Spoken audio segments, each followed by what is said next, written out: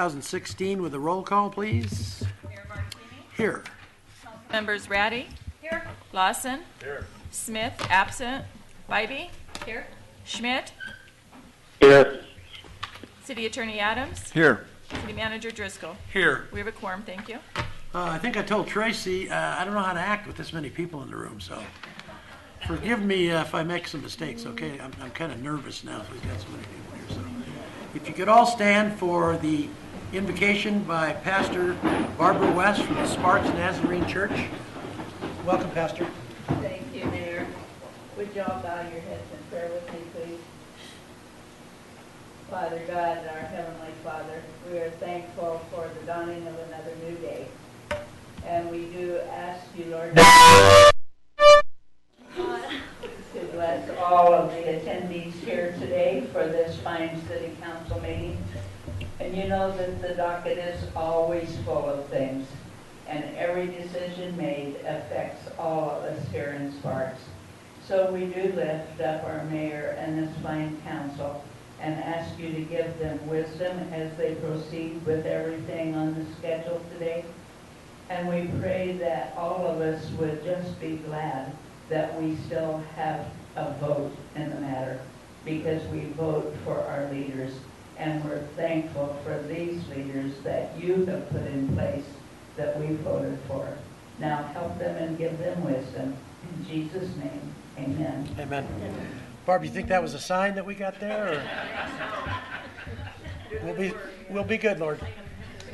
Okay, if you'd all remain standing for the Pledge of Allegiance. Mr. Adams, would you read us, please? Ladies and gentlemen, please join me in pledging allegiance to the flag of the greatest nation on earth. I pledge allegiance to the flag of the United States of America and to the republic for which it stands, one nation, under God, indivisible, with liberty and justice for all.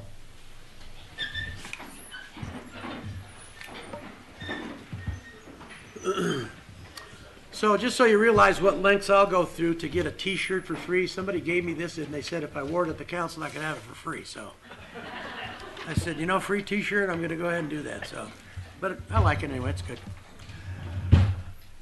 Okay, public comment. We have anybody for public comment? I think I have one, and that would be anonymous. Didn't hear before. Come on up, dear.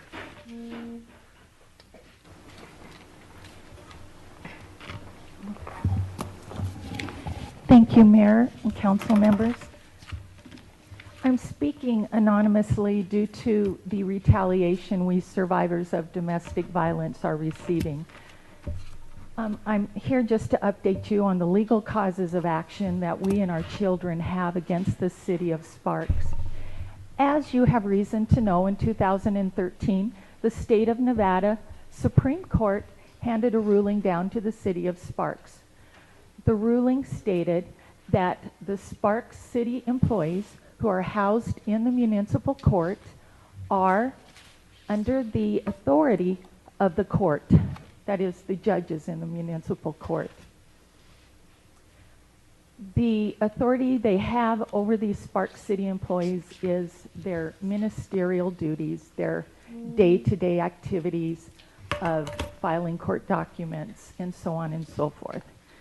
The ruling also addressed hiring, firing, and discipline of these employees is to remain under the authority of the judges in the municipal court, specifically the chief judge who conducts administrative duties for the municipal court.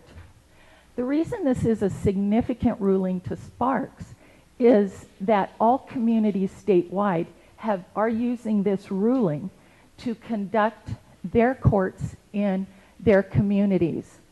An adjacent community has housed in their city limits a justice court and a district court. Sparks has housed a justice court. These courts are staffed by county people, and although the ruling by the Nevada Supreme Court doesn't address justice and district courts, the communities within the state of Nevada are using this ruling as a guideline for county employees. Again, I just would like you to know that altering, deleting, and destroying any court case file that involves a minor is an illegal activity under NRS 11.250. These children's rights are protected, and under NRS 199, crimes against public justice.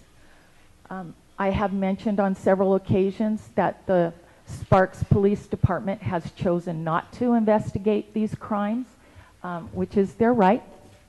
The Chief of Police has discretion in his duties on what resources he chooses to use. So these children are going forward with their legal causes of action in the civil courts. I would like to remind you that 5 of the children have gone forward and in their legal causes of action, and they sued the state of Nevada. And I'll be real brief, just wrapping up Finish if it I up, may, please. sir. Thank Yes. you. Each of these children, there were 5, received a $3 million settlement. And that is put into a trust fund until these children reach the age of 18, which is the age of majority in the state of Nevada. They then have 3 years to sue all the parties involved, city, county, and state officials. Okay, wrap it up, please. And that $3 million then will be reassessed and will go upwards. Thank you. Thank you, sir. I have a question, Ms. Ratty? No? Not Okay, I'm sorry. intentionally. Okay, thank you, ma'am, appreciate it. Anyone else under public comment? Okay, seeing no one, we'll go on to number 5, approval of the agenda. Anybody want to take anything out of order or remove from the agenda? If not, looking for a motion. Mr. Lawson? Move to approve the agenda. Ms. Bybee? Second. Moved by Mr. Lawson, seconded by Ms. Bybee to approve the agenda as outlined by staff. Any further discussion? Seeing none, please vote. Aye.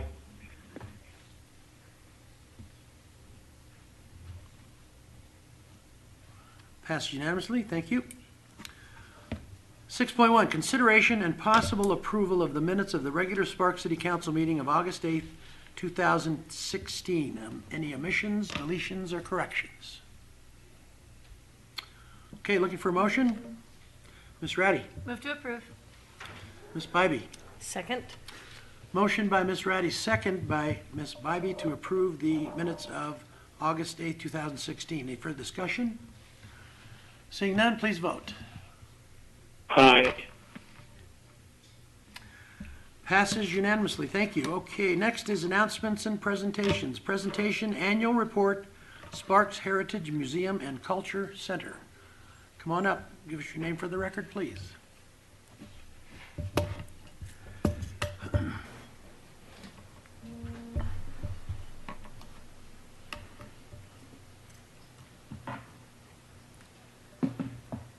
Mr. Mayor, council members, good afternoon. For the record, my name is Barbara Young. I'm the president of the Board of Trustees at the Sparks Museum and Cultural Center. I thank you for this opportunity to allow me to speak to you about the museum. The museum is very fortunate to have 50 dedicated volunteers. Without them, we could not stay open. The volunteers staff the front desk. They preserve the artifacts, maintain them, catalog them. They work on improving the exhibits constantly.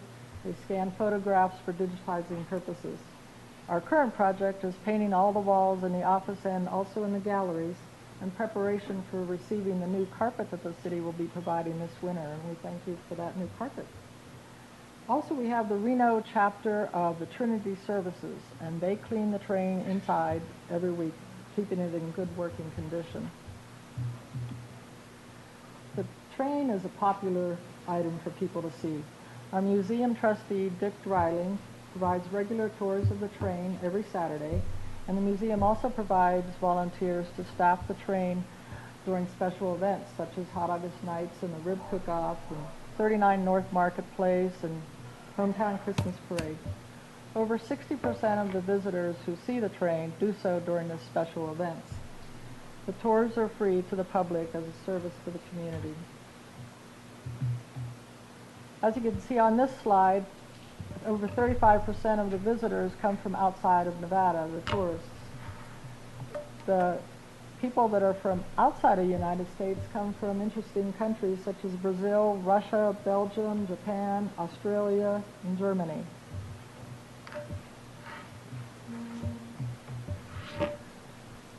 Our executive director, Kelly Reese, is proactively bringing in local talented groups to the Cultural Center. This year again, we participated in the Art Town event in July. We have art receptions, educational lectures, and dance shows, all free to the public. Our reasoning behind this is to hopefully provide awareness to the community that Sparks does have a museum and a cultural center that people can rent for their own activities and events. We encourage during those events for people to become a member, to donate funds to the museum, and spread the word about our facilities. Fiscal year 2016 brought in over 1,400 people to the Cultural Center alone. There's a page in your handout replicating this slide showing the activities for the last 6 months. 3 very special events, exhibits we had were from the Great Basin Native Artists, the local artists from the Latimer Art Club, and the Basque Museum in Idaho loaned us a complete exhibit explaining the culture and history of the Basque people. The museum held receptions for each of these different art exhibits so that the public could meet the local artists firsthand. We also had 6 educational lectures, a variety of topics, all by local speakers. Some were professors, some were on the Board of Trustees. We continue to have tours at the museum. We want to encourage more schools to participate in our guided tours so that children can learn the history of Sparks and the Truckee Meadows. Shown here on this slide is our museum trustee, Fred Horlocker. He's a retired history teacher. He takes a busload of people out into the outlying areas of Nevada. His love for the history of Nevada and his anecdotal stories and the wealth of his knowledge we're very fortunate to have and to share with people. Our doctor's buggy has been on the road now for a couple years. It first was loaned in 2014 to the airport where we created an exhibit. And this spring, Nevada Museum of Art asked to borrow it for their horse exhibit. We're quite proud to have such an item and happy to share it with the community at the different locations. And we're very grateful to Granite Construction for providing the transportation for this delicate buggy, which is over 100 years old. Our Cultural Center has a wide variety of customers running the space. Community organizations such as Kiwanis, VFW, Lincoln Highway Association, and we also have some businesses using it and some families having celebrations for weddings, graduations, and memorials. There's also a swing dance club that meets there every month, and they've been doing so for the last couple of years. We're working on generating more activity in the Cultural Center because this is a revenue maker for us.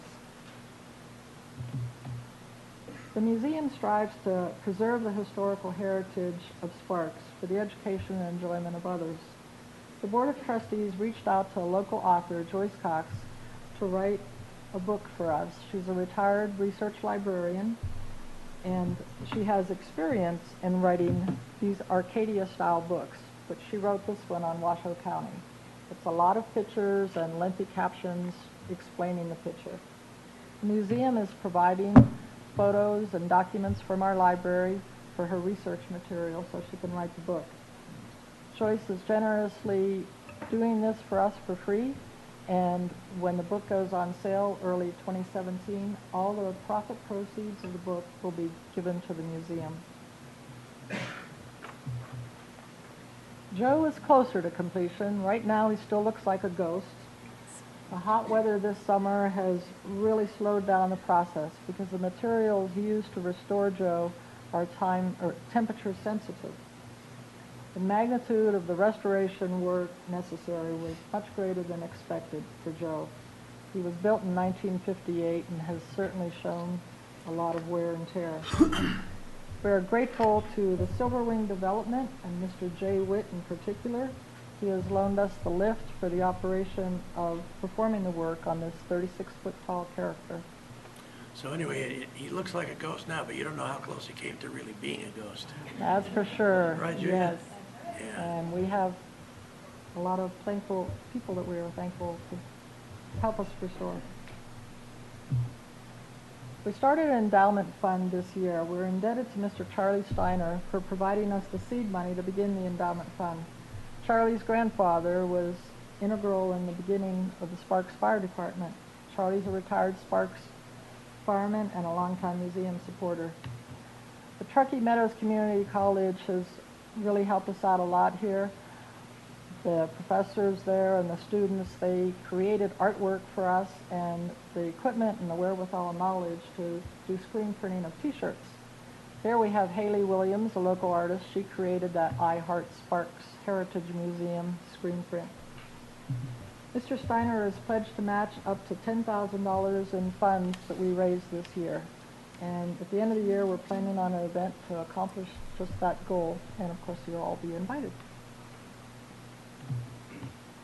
Our future holds many opportunities. We're constantly looking for ways to increase awareness of the museum. We look forward to continuing to serve the community and by giving cultural events and exhibits that are of interest. And of course, we sincerely thank the City of Sparks for your support as you provide the museum. This picture here, the Engine Number 8 art rendition created by local artist Veronica Chapman. The original 16 by 20 will be auctioned at the fundraiser for the endowment fund. With that, I thank you for your time, and we welcome any and all advice the city can provide us on how to do things better at the Sparks Museum and Cultural Center. Do you have any questions or comments for me? Thanks so much for the update. Any questions? Anyone? Well, thanks for the presentation. You know, there's not many people, well, there's plenty that know about it, but it's really a nice museum. There's quite a few cities our size that would be proud to have something like that in their city. So I'm very thankful to you folks that work over there and help us and volunteer. It's been really a labor of love, and we thank you so much for keeping that thing going. It's really a nice addition to the city of Sparks. So thanks everybody, appreciate it. A lot of good volunteers. You're welcome, and thank you for the comments. Thanks. One second, please. Go ahead, Shirley. I just wanted to echo the mayor's thoughts, and I try to get to as many of your events as I can. I will date myself. I was a little girl that walked all the way down Pyramid Way to your museum that was a library. So any of you who've been around Sparks long enough know that that was the library upstairs, and that Judge Lamberti, Justice of the Peace, was downstairs. And it's phenomenal. And for those of you, and I'm looking for events or things that I would want to rent, the facility upstairs is beautiful, great place to hold special events, and the museum is fascinating to find, to bring your kids or grandkids or people from, local people who haven't discovered it. So I would encourage people to support you, and thank you for you and your board and Kelly and Richard and all the work that you do. I think you guys do a great job. Thanks. That was the first library I ever went to, was that one upstairs there, yeah. We're going to start phase 1 at the end of the year. Yeah, they did have lights too, Ed. I said the books still have the teeth marks to prove you were there. Yes. In the audience here, we have a couple of board trustees members. Kelly Reese, she's our executive director. Welcome. Dr. Richard Simmons, he's vice president on the board, and Donald Abbott, he's also on the board. Oh. Thank you.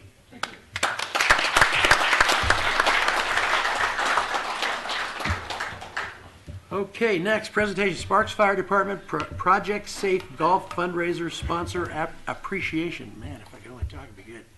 Welcome, Chief. How are you?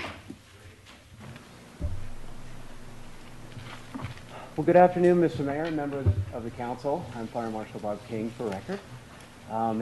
Boy, how time flies. This is 10 years now that I've been in front of you to update you on our Project Safe residential smoke alarm program. And It's really been a great 10 years and a very successful 10 years, and I can tell you it's going to keep going, though. This program, for the audience purposes and people that are listening, is a free residential smoke alarm program that we have in the city of Sparks for older homes, any home built prior to 1994.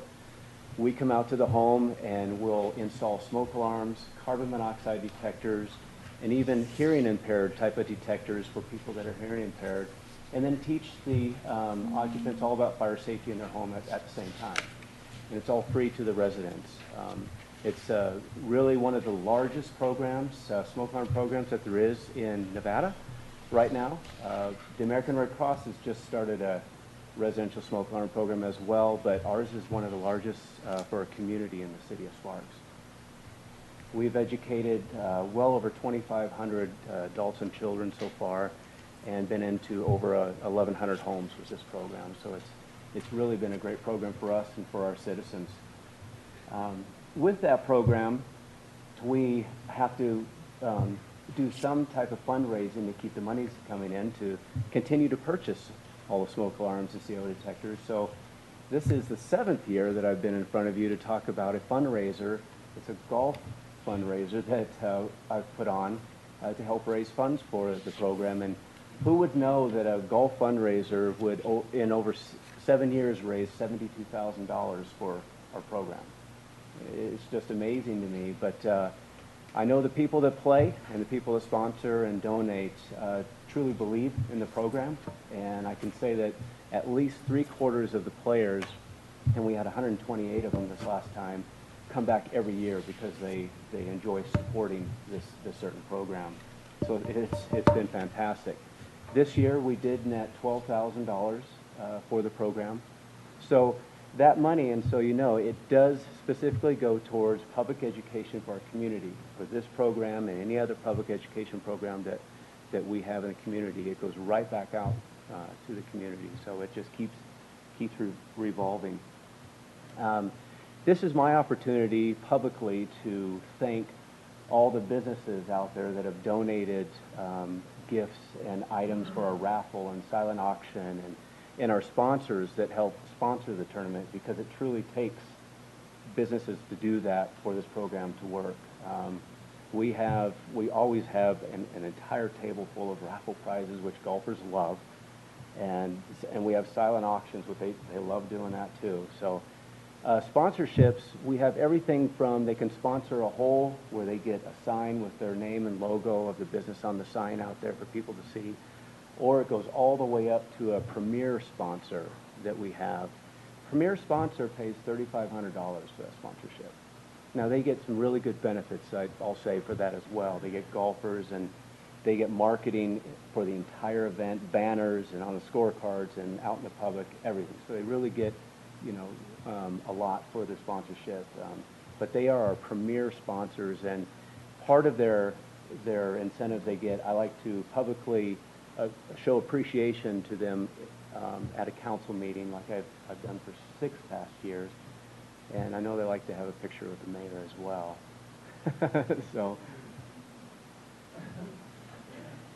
So this year we had 2 premier sponsors. Once again, and actually these 2 sponsors are ones that have sponsored us for many years. We have ABC Fire and Cylinder Services. They've sponsored us since 2010. And we have Belfour Property Restoration, which has sponsored us since 2012. So we really appreciate the very large sponsorships that we get as well, as the small ones, but it really helps out a lot. And so today I have a representative from each, and with your permission, I'd like to bring them up and present them a plaque and a picture with the mayor. Okay, the first one is ABC Fire and Cylinder Services, and Nick Brown is here for that presentation.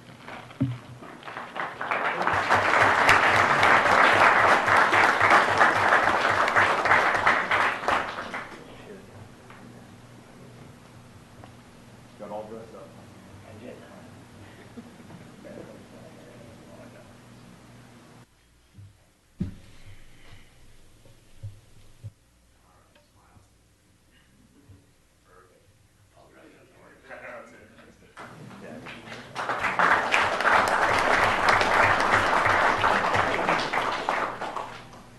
And for Belfour Property Restoration, we have Michelle Turner.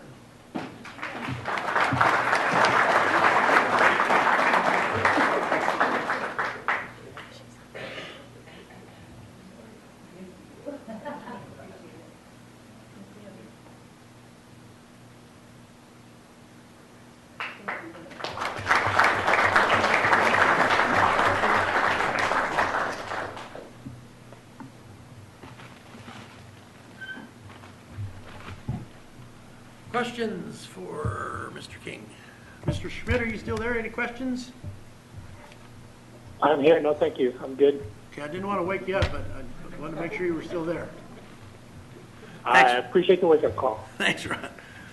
Well, Bob, thanks again. I know you're passionate about this. It's a great program for the seniors in the houses, the older houses in our area and stuff. So thanks again for what you do, and it's really a good thing for our community. So thanks again to all of our sponsors and the folks that help you out here. So thank you. All right, thank you.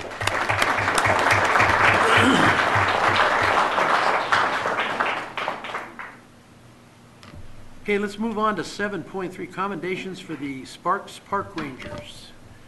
And I'll go ahead and read the commendation, and then you'll take it over there, Tracy. You want me to? Well, I'll just read the commendation, and then we can hand them out one at a time. Yeah. Well, I'm not going to read them all, okay? No, just read more. Just kidding. So I have a commendation for each one of you. There's 10 or 12 of them here. They're all pretty much, well, they're all exactly the same except for whose name's on them. Okay, I'll put it that way. So I'll just read one, and they're all the same, and then I'll come up and hand them out to each one of you. I appreciate you being here, the ones that could. So who's guarding our parks today, Tracy? We'll have to ask them. They are on duty. Okay, good. We're going to need some help up here in a minute. Okay, commendation. Whereas Park Ranger so-and-so is employed by the City of Sparks Parks and Recreation Department, and whereas the Park Rangers are invaluable stewards of the Golden Eagle Regional Park and the Sparks Marina Park, and whereas Mr. whomever this one is for, provides the public with information pertaining to park use and interesting features, provides directions, answers to questions, establishes cooperative relationship with facility users, and whereas also provides a positive image, maintains a safe, secure, and friendly environment. Whereas patrols assigned areas by foot, bicycle, vehicle, or other means to promote public safety and prevent damage or vandalism to city property, promotes the proper use of facilities in the compliance with city ordinances and parks policies and procedures, maintains order, provides verbal warnings, and notifies law enforcement when necessary or when dealing with potentially dangerous or emergency situations. And whereas the park rangers do not have citation authority, their daily interactions with customers of all ages and abilities with varying expectations can be challenging at best. They are often overlooked and disrespected by some of the customers they serve. Now, therefore, I, Gino R. Martini, Mayor of the City of Sparks, Nevada, join with the Sparks City Council in commending and thanking park rangers for their continued professionalism and integrity in their service to the Sparks community. Thank you very much.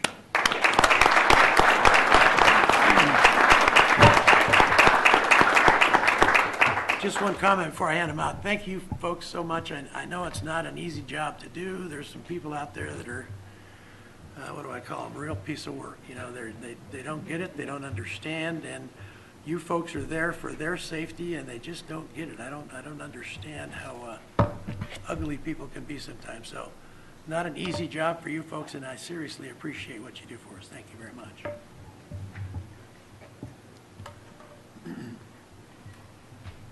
So I'm going to hand out the ones that are here, and then I'll get the other ones. Stand up. Stand on up. Stand on up, guys. Okay, Dino Smearns. Smearns?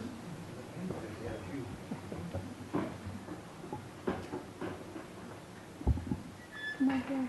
Thank you. Come on down. Come on down, guys. Come on, guys. All you guys can come on down. Okay. Ed Rucker. Ed. Michael Pierzak.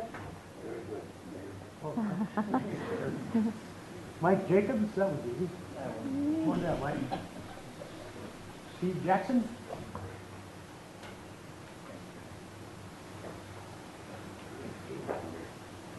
Rudy Flores. Thanks, Rudy. Bill Bice. John. Michael Arroyo.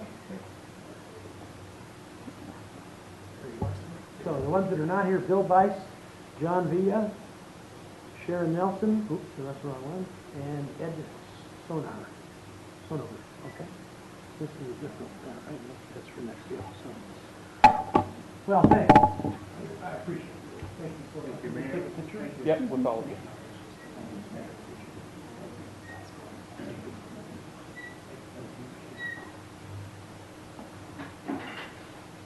All ready? All in? All in. Oh. We're moving. All right. Everyone, 1, 2, 3. Thanks, guys. That's it.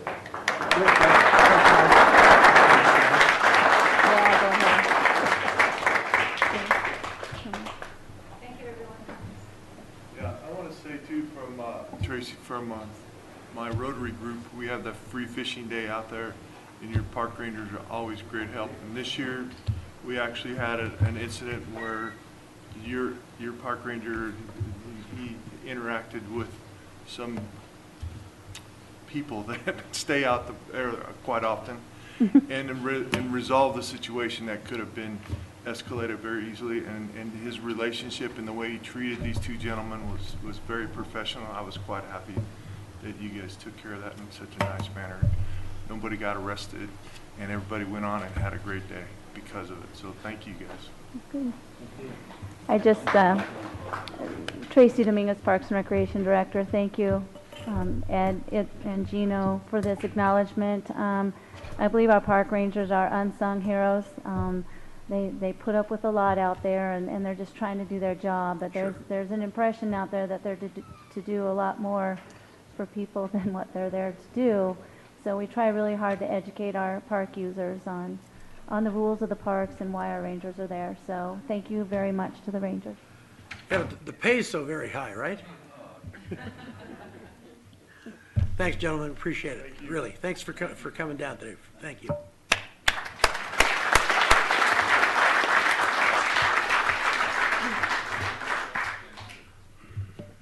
Okay, next is 7.3, commendation, summer outburst staff. Hi, Shauna. How are you? Hi, good, thank you. Okay, let me read the commendation. Whereas the Summer Outburst Program is provided by the Sparks Parks and Recreation Department to children in 1st through 6th grade during the summer break from 7 a.m. to 6 p.m. every weekday. And whereas the staff selected is instrumental in the ongoing success of the fun-themed weekly program that includes arts and crafts, swimming, roller skating, bowling, active and passive games, movies, miniature golf, water slides, special guests, and more. And whereas it is staff's responsibility to ensure the safety of up to 200 children each day, which in turn gives the child's parents the confidence to trust their child in our care.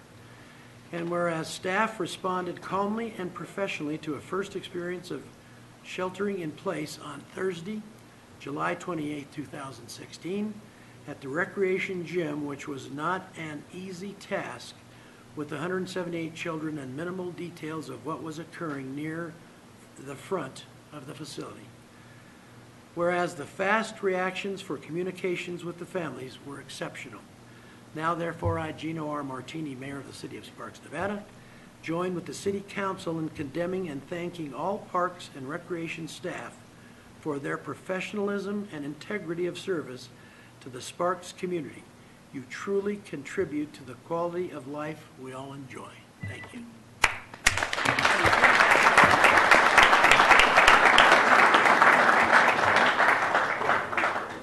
We have a few of our staff here. We'd just like to have those staff that are here with us today to stand up, please. And this is a very small portion of our staff that we have during the summer months. And Shauna, as their supervisor, And we will be getting your own copy out to you. We didn't know how many were going to show up out of 35, so we'll accept it on your behalf and then send you each your own copy. Thank you.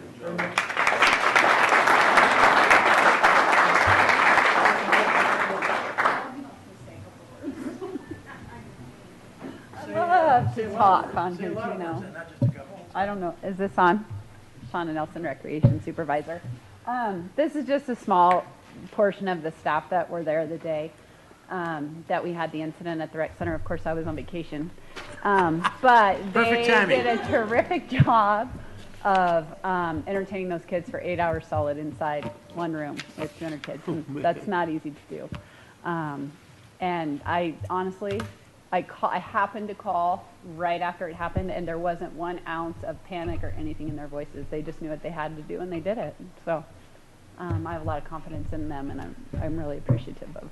You know, I can of all the imagine work 8 they do. hours of 178 kids. I have one grandkid for 2 hours that Right? drives me insane. So I can imagine 178 for 8 hours. Yeah, and I'll bet the acoustics are better in your house than they Yeah, are I don't in know. mine. Not according to him because he didn't listen. So. Well, yeah. They're hard of hearing, and they did put together a little something for TV, right? Yes.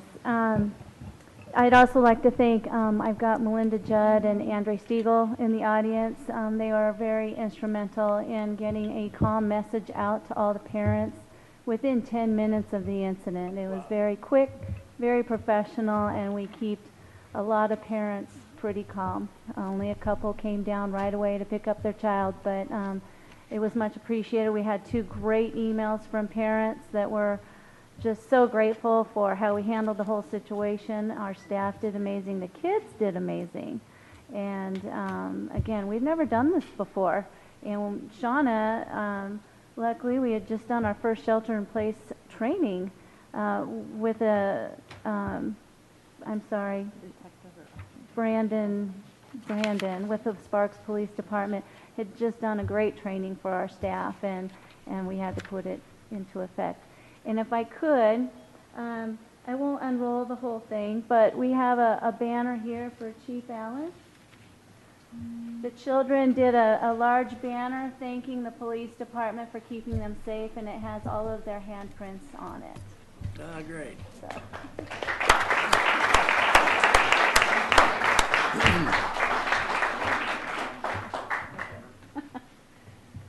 So with that, just thank you for acknowledging our staff and everything they do. Great. Great staff. Thank you very well much. deserved. Thank you guys so much. All right. Moving on to consent items, 8.1 through 8.5. Anybody want to pull a consent item? If not, looking for a motion. Ms. Ratty. Move to approve the consent items 8.1 through 8.5. Ms. Bybee. Second. Moved by Ms. Ratty, seconded by Ms. Bybee to approve consent items 8.1 through 8.5. Any further discussion? Seeing none, please vote. Aye. Passes unanimously. Thank you, Ron. Okay, let's move on to general business, please. 9.1, consideration and possible acceptance of a $10,000 grant from the Helen Close Charitable Foundation. The funds would be applied toward the purchase and training of a new K-9 for the police department. Welcome, Chief. Good afternoon, Mr. Mayor, members of council. We have 9.1 and 9.2. With your indulgence, I'll talk about both of them because they're both $10,000 grants we received from 2 different foundations, and then they'll need to be acted upon independently of each other. With that being said, in 2005, we were able to reinstitute our K-9 program, which had been absent in our department for close to 20 years or so. And in that process, we have since had 4 K-9s with 3 different handlers. And most recently, one of the K-9 handlers fulfilled his obligation to the department in the time frames that he set up for that, but the service life of the dog was still available to continue. So rather than trying to go through the process of retraining a valid K-9 with a handler, which is its own problem, and we'd have to spend a lot of these same funds retraining the handler with the dog, we were able to work through the process and allow the officer who is now a crime suppression unit detective, to take the canine with him and use the dog to its fullest capabilities in that new unit on a temporary basis. So we were able to temporarily augment the CSU with a canine, not create a new position. But with that, it did create a void in our canine program on our patrol level working dogs in that process. So over the last course of the last 4 or 5 months, Lieutenant Pete Krall, who oversees the canine program from his lieutenant rank, was able to submit 2 different grants, one to the Helen Close Foundation and one to the E.L. Cord Foundation, requesting funding for the purchase of a new dog and the substantial amount of training that goes into play when we have these canines implemented in patrol. With that, he was able to secure 2 $10,000 grants. The only difference between the 2 of them, for the most part, is the Helen Close Foundation is a reimbursable grant, which means we're going to have to put the money up from the city's point first, and they will write us a reimbursement check at the conclusion or when we show that we have purchased the dog. And the E.L. Cord Foundation just wrote us a check for $10,000. The overall cost to properly train a canine with its handler for both patrol and narcotics detection runs roughly between $35,000 and $37,000. So between the purchase of the dog and the 2 training classes, we're going to be well in excess of the funding. However, through seizure funds, we should be able to minimize the impact to the general fund budget and hopefully actually spend no general fund monies on the bringing in of a new canine to the Sparks Police Department. With that, I'll answer any questions that you may have. Questions for Chief Allen? Okay, if not, looking for a motion? Ms. Bybee? Mr. Locke? I Ms. move Bybee, go ahead. I move to accept the donation of $10,000 from the Helen Close Charitable Foundation. Mr. Lawson? Second. Moved by Ms. Bybee, seconded by Mr. Lawson to approve 9.1. Any further discussion? Seeing none, please vote. Aye. Passes unanimously. Okay, 9.2, any questions on 9.2, similar? Okay, looking for a motion? Mr. Lawson? I move to accept the $10,000 grant from the E.L. Cord Foundation for the police department. Ms. Bybee? I second. Moved by Mr. Lawson, seconded by Ms. Bybee to approve 9.2. Any further discussion? Seeing none, please vote. Aye. Passes unanimously. Thanks, Chief, and thank you to all those donations. We appreciate them, really. You bet. Okay, let's move on to 9.3, consideration and possible adoption of resolution number 3301, authorizing the transfer of the City of Sparks 2016 state volume bond capacity of $4,890,856.59 to the Nevada Rural Housing Authority single-family programs in the cities of Sparks and other communities. Go ahead, George. Good afternoon, Mayor and members of Council. George Graham, Housing Specialist for the record. Today I'd like to present to you for your consideration myself, and I also have staff of the Nevada Rural Housing Authority to accompany me. Gary Long Eckert, I always get his name right, and Diane would also available to assist. And what I like is our bond capacity cap, consideration for transfer of the bond capacity cap to the Nevada Rural Housing Authority to support and supplement their single-family housing program, which would benefit and has benefited over the years. The Nevada Rural Housing Authority have been a partner in the community and transfer the cap as well as to the Nevada Housing Division in some years. They have contributed a great deal on the affordability and availability of funds for people to get into the home, first-time home buyers in the city of Sparks. And I'd like to invite Diane. I believe Diane's going to be the one. Diane Arvizo. Also, George didn't want me up there because I'll say something about socks. Thank you, sir. Thank you, George. Thank you. Go ahead, Diane. Just give us your name for the record, please. My name is Diana Arvizo. Thank you, Mr. Mayor, ladies and gentlemen of the council. So I'm very. Anything to add on to George's presentation? Go ahead. Well, I do have a couple of things. George, there are the two items. Thank you. First, I have to say and commend you all for, this is the warm, fuzziest council meeting I think I've ever attended, ever. I mean, I'm going away feeling really great, so thank you. That's what we're here for, Diane. Makes the community feel like family, which ties right into what we do. So with Nevada Rural Housing Authority, as you know, we've been operating the Mortgage Credit Certificate Program in Nevada since 2009.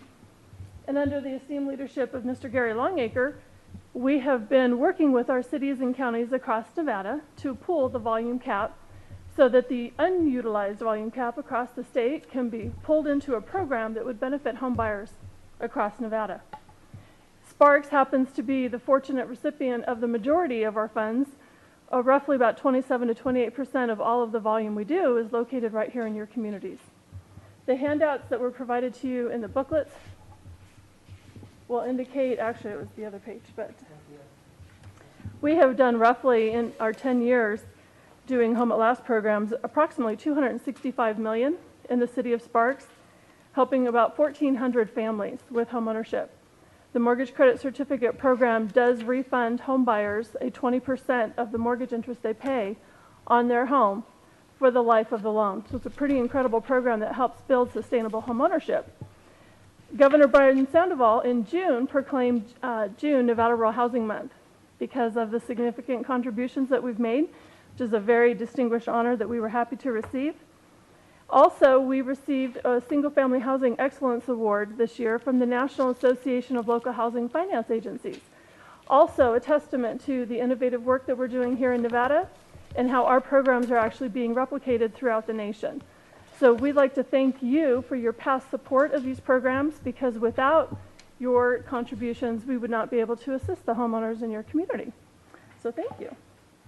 So you have George, who is a great advocate of our programs, is putting up, this is an example of where the loans are located in Washoe County, primarily around Sparks, for our Mortgage Credit Certificate Program alone. So each one of those green little dots, which almost looks like a mountain itself, is an individual family that you have helped through the Mortgage Credit Certificate Program.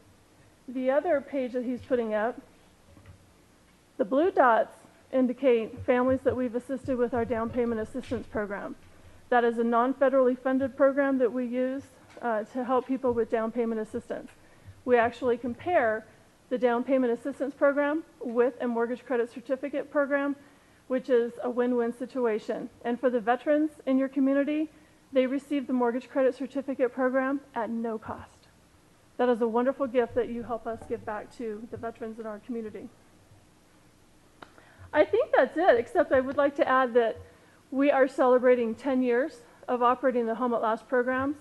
When Gary Longacre came to Nevada Rural Housing Authority, it was shortly after that he launched the Home at Last programs with the sole focus of helping to promote, provide, and finance affordable housing. And so we are celebrating 10 years of helping people get into affordable home ownership. So, unless you have any questions. Questions, yes. Questions for Diane or George? I think we've provided to you a lot of the statistics that support the program. I'll just make one comment before Julie asks a question. You know, I need you to be a little more bubbly about this thing. You have well, no, I have to tell you, other no than you, I have the for this at best all. job in the world. You have no enthusiasm about this program at all. I wish you'd just pick it up a couple of notches, please. Okay, I'll try harder next time. Questions from Ms. Ratty? Can you just give us a sense of what it takes to qualify for the program? Yes, absolutely. So there are income limits and purchase price limits for home buyers. This is for a low to moderate income family. So the Mortgage Credit Certificate Program is designed to help taxpayers, hardworking individuals who they do have tax liability, but they need a little boost to come back to them. They can afford the mortgage, but having this credit coming back to them helps.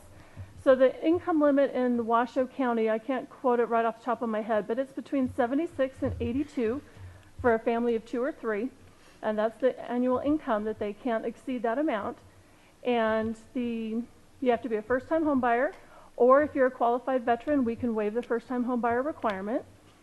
And other than purchasing in a qualifying community like Sparks, that's pretty much it. And so you said that there were some caps on the price of the house too, with the escalating prices. Do we have the inventory that qualifies for your program? I think it's $307,000 is the purchase price limit currently. It changes annually.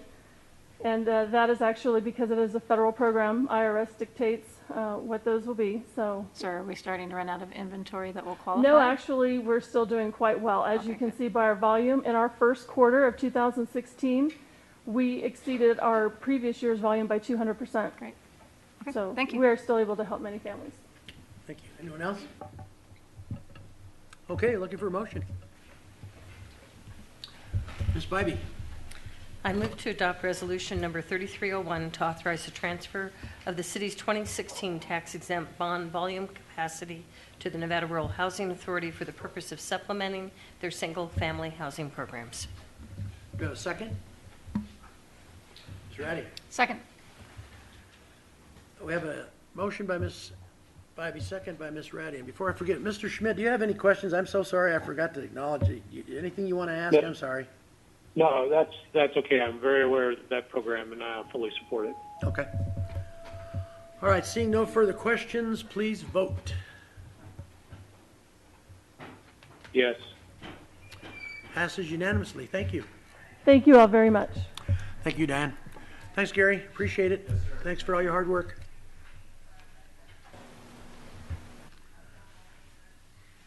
Okay, 9.4. Consideration and possible adoption of resolution number 3301, authorizing the transfer of the city of... Yeah, I'm lost in space, so that's okay. How about 9.4? Consideration and possible approval of a contract, AC 5283, for the fiscal year 2016 CDBG 16th and F Street Pedestrian Improvements Project, federally funded bid number 16/17-003, PWP-WA 2016-203, with Sierra Nevada Construction, Inc. in the amount of $373,007. Go ahead, George. Yes. Good afternoon. Again, it's George Graham, Housing Specialist, City of Sparks. What I'm presenting now is a continuation of efforts that we've had the previous year in this particular area, and we're continuing with the pedestrian improvements, which entails placement of curbs, deteriorated streets and infrastructure, and improvement, all of that. This is in accordance with our consolidated plan, which was approved.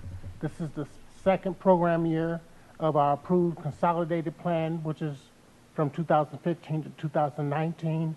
And so it's a continuation of those efforts, which is part of our community development block grant through HUD. So I'm prepared to respond to any questions. Questions for George, Mr. Grant? Anything, Ron? Okay. No, I'm good, Mayor. Okay. No questions. Looking for a motion. Ms. Ratty. I move to approve the contract for fiscal year 2016-2017 CDBG 16th and F Street pedestrian improvements with Sierra Nevada Construction, Inc. in the amount of $373,007. Second, Mr. Lawson, or Ms. Bybee, I'm sorry. Second. Third. Moved by Ms. Ratty, seconded by Miss Bybee. You got me confused now, then. To approve 9.4 is outlined by staff. Any further discussion? Seeing none, please vote. Aye. Passes unanimously. Thanks, George. Thank you. 9.5, presentation, discussion, and possible approval of a memorandum of understanding, MOU AC 5284, between the City of Sparks and the International Association of Firefighters, Local Number 1265, to add the title of Fire Plans Examiner and Inspector to memorialize the understanding and agreement about the current pay practice for daylight savings. Go ahead, Mindy. Good afternoon, Mr. Mayor and members of the council. Mindy Falk, Human Resources Manager.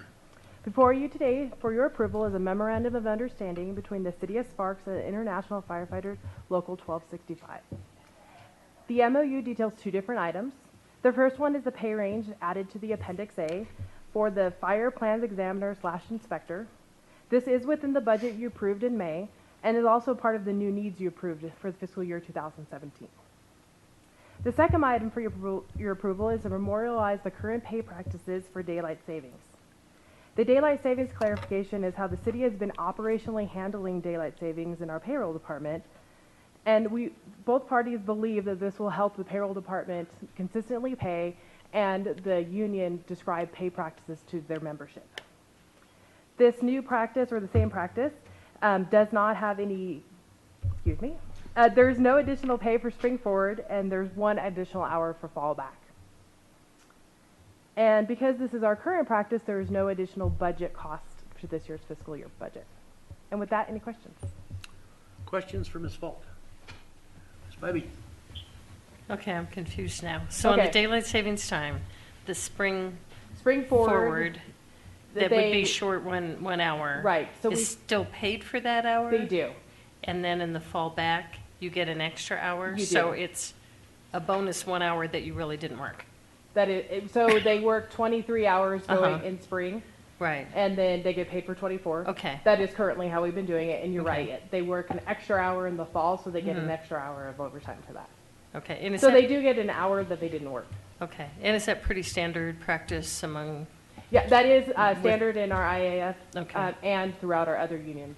So there will probably be something similar coming for the other ones, so we all understand how we're paying. Okay, so with the other unions or other contracts, it's the same? It is. And this just needs to be consistent with that? Yes, and there's questions every fall and spring. The payroll department goes back and makes sure that's how we did it, and then the members of the unions ask us. So we're just trying to get it in the contract so we can all read it and have the same understanding of how it should be paid. Okay, thank you for the clarification. Sure, it's confusing. Anyone else? Questions? Mr. Mayor? Yes, go ahead, Ron.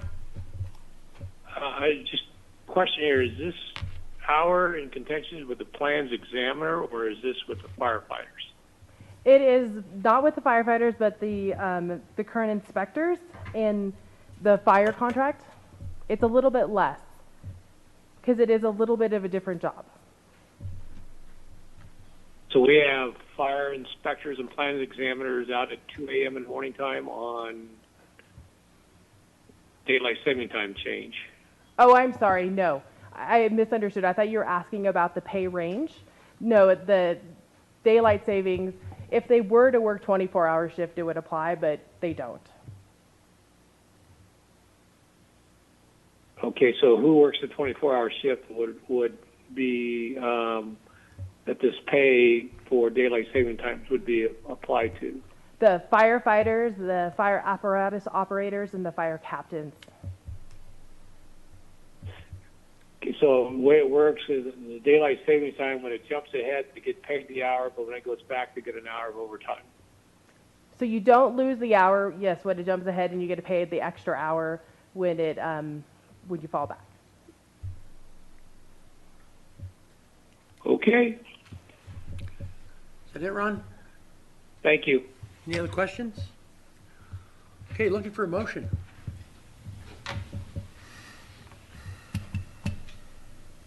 Hello, Ms. Reddy. I move to approve the memorandum of understanding with the International Association of Firefighters, local number 1265. Have a second? Ms. Bybee. Second? Okay, we have a motion by Ms. Ratty, seconded by Ms. Bybee. Any further discussion? Seeing none, please vote. Aye. Passes unanimously. Thanks, Mindy. Thank you. Okay, 9.6, consideration, discussion, and possible approval of the mayor's recommendations of 5 two-year term appointments to the Arts and Cultural Advisory Committee for the City of Sparks. Ms. Burge, go ahead. Good afternoon. I am Francine Burge, Special Event Supervisor. I am here with the mayor to put forth 4 individuals for our new Arts and Culture Commission. I'm excited that not only do these individuals represent 3 important disciplines, which are visual arts, performing arts, and the humanities, but they also represent different demographics of youth, the disabled community, and Native Americans. So with that, I will, we do have one person that we're bringing forward that has called to let us know that she's not going to be able to accept, so we are going to go forward with the 4 and make an announcement to get the 5th person at an upcoming city council. Yeah, I'll go ahead and explain that. We have first of all, Francine and Tracy and I met and went over all the applications and kind of set them in each category, and then from there, looking at the recommendations and at the credentials that they had, picked these particular candidates. So the ones I'm putting forward for 2 members in performing arts, one is Stephanie Ferris.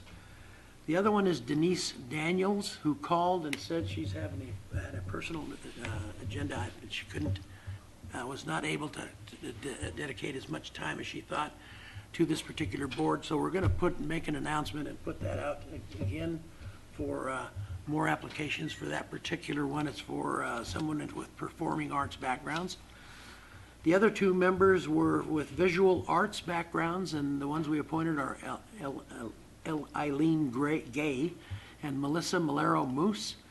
And then we had 1 member we wanted to appoint with humanities background, and we only had 1 that applied and was in that category, and that's Christina Barr. So the 4 that we're going to put forward today are Stephanie Ferris, Eileen Gay, Melissa Malero Moose, and Christina Barr. So those are the ones we're looking to appoint. Are any of those folks here with us today? Okay, that's fine. I told them they didn't have to be here, but, so, questions? Any questions from the council? Okay, if not, looking for a motion. Oh, one other thing. 1 non-voting member assigned by Parks and Recreation Director will be Francine Burge. So. Mr. Lawson. I move to confirm the mayor's recommendations to the Arts and Culture Advisory Committee. Second, Ms. Bybee. Second. Motion by Mr. Lawson, seconded by Ms. Bybee. Any further discussion? Seeing none, please vote. Aye. Passes unanimously. Thanks, Francine. Thank you very much. It's time we got a cultural committee going together, and I'm looking for big things. The council has funded, I believe, $150,000 to get them started. Is that not correct, Mr. Driscoll? Thank you, Mr. Mayor. The 150 that you note is from the infrastructure work that's down on the square, part of the room tax. There are some other funds that have been approved by the Parks and Recreation Commission prior, and those accumulate based on rental activities, so there's a little bit more than that. The main thing we'll do now is we'll create a plan as to where we're going, and then the money will follow in behind that, and then we'll be talking about future years as we make budget decisions. Great, so thanks for everyone that pushed for an arts council, Julia. And Charlene, probably, because you're 2 women, and us guys, we don't have a clue about We arts, can't right? appreciate it. Yeah, we can't appreciate any art. But thanks everyone who was involved in it, and it's something we've needed for a long time and have wanted to do it. And I'm sorry, Tracy, it's, I'm just a dumb old farmer from Sparks. What do I know about art? Come on. We'll work on you. Look what I'm wearing here for city council. Come on. But anyway, thanks to everybody. It's a good step forward. So thanks everybody. Appreciate it. Thank you. Okay, let's move on to 9.7, consideration and possible approval of a proposal to implement paramedic level emergency medical service in the Sparks Fire Department. Mr. Garrison and Mr. McDonald, welcome.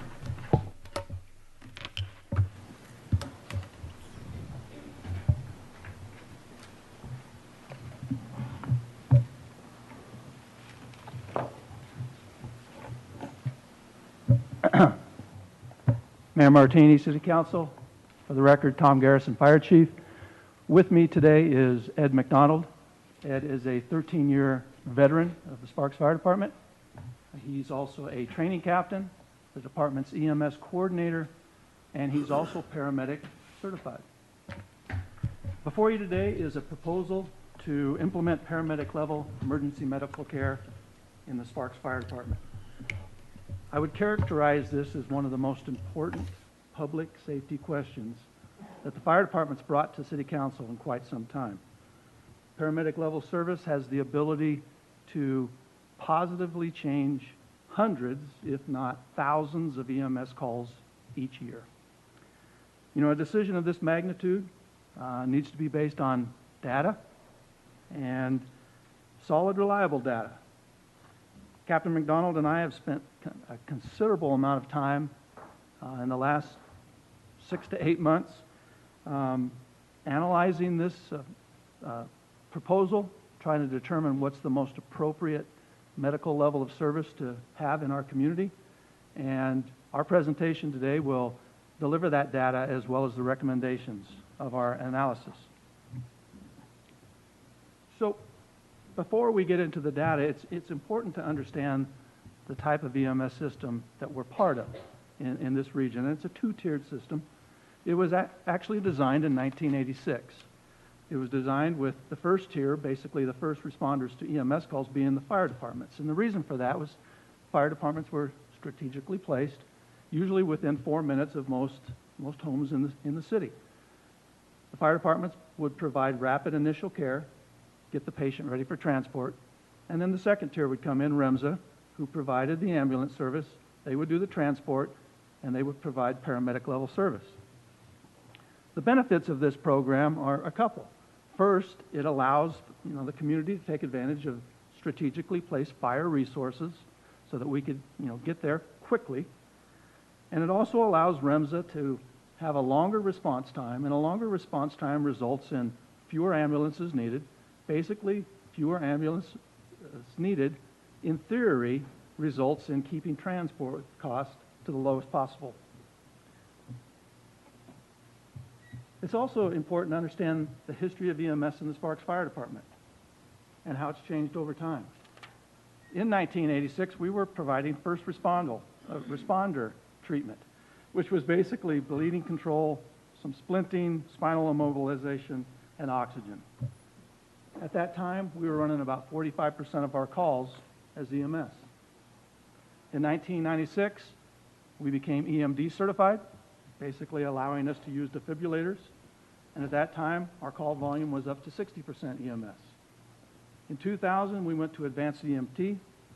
This allowed us to start IVs, do some advanced airway interventions, and to deliver some limited medications. By that time, we were up to 74% EMS. And today, we're exploring being paramedic. Right now, we're running over 80% of our calls as EMS. Last year alone, last fiscal year, we ran over 10,000 EMS calls in the city of Sparks. So when the city manager approached me and said, hey, is there a need to have paramedics in the fire department? I knew I had to answer a basic question, and that was there an opportunity for the fire department to deliver paramedic care if they were trained and authorized to do so?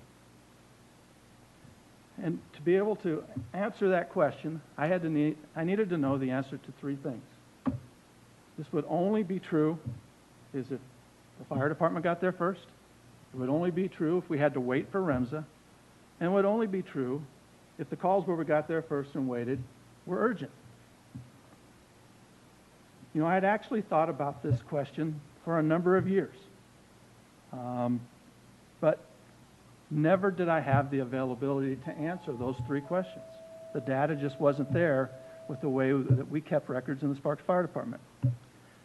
This changed with the new franchise agreement and the oversight program in Washoe County. I was now able to get not only the Sparks Fire Department's response data, but REMS's response data, and do a comparison. So first off, do we get there first? Well, I studied data for a 15-month period of time, from January 1st, 2015 through March 31st, 2016. And in that time period, 11,017 calls occurred where both Sparks Fire Department and REMSA responded and arrived on scene. Out of those 11,017 calls, we arrived on scene first 6,656 times. 60.4% of the time, we arrived there first. So, it proved that we arrived there first, but did we have to wait? So I took those 6,656 calls and subtracted one time from the other and found out that the average wait time for fire personnel on scene waiting for REMSA was an average of 3 minutes and 22 seconds, with the longest time of over an hour, hour and 9 and 25 minutes, or 25 seconds. And interestingly enough, in that 15-month period of time, 912 times we waited between 5 and 10 minutes, just over twice a day. And 360 times we waited more than 10 minutes, almost once a day. So I found out we're getting there first, okay? And we're waiting in sometimes significant amounts of time, okay? But really, who cares? Okay, we get there first, we wait. Who cares? Okay? It's only important if the medical emergency we're waiting on is urgent.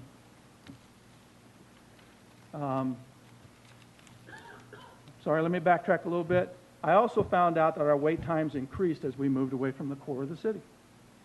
You can see the purple there is District 5, the Wingfield area. Our average wait time is almost 5 minutes. Down in the core, we waited about 3 minutes. So the further you got away from the core of the city, the longer we had to wait. So to determine if we were waiting on urgent EMS calls, I cross-referenced the data that I had with our patient care reports. And basically, I was looking at the provider primary assessment. And this is the care provider's assessment of the chief complaint based on the patient assessment. And I found that 2,727 times out of that 6,656, so just over 40% of the time, we were waiting on what I categorized as urgent calls. Some of these calls were cardiac related. We waited 408 times in that 15-month period of time on cardiac calls. Respiratory related, we waited 352 times. Stroke and altered level of consciousness, 668 times we waited in that 15-month period. And for trauma, 886 times we waited for REMSA for trauma calls. So finally, I was able to say, hey, we're arriving there first. We're waiting for REMSA to arrive routinely. Over 40% of those calls where we wait are urgent. And in my opinion, those 2,727 calls represented opportunities where we could make a difference in patient care.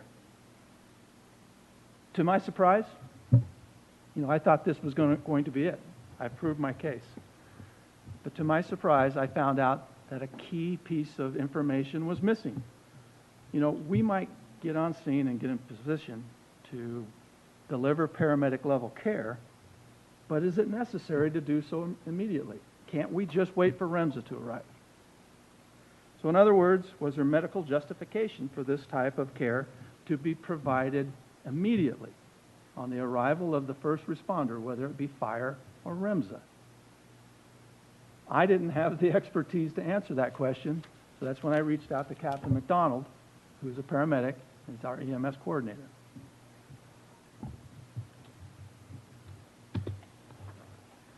Good afternoon, Mr. Mayor, council members. For the record, Ed McDonald, Sparks Fire Training Captain and EMS Coordinator.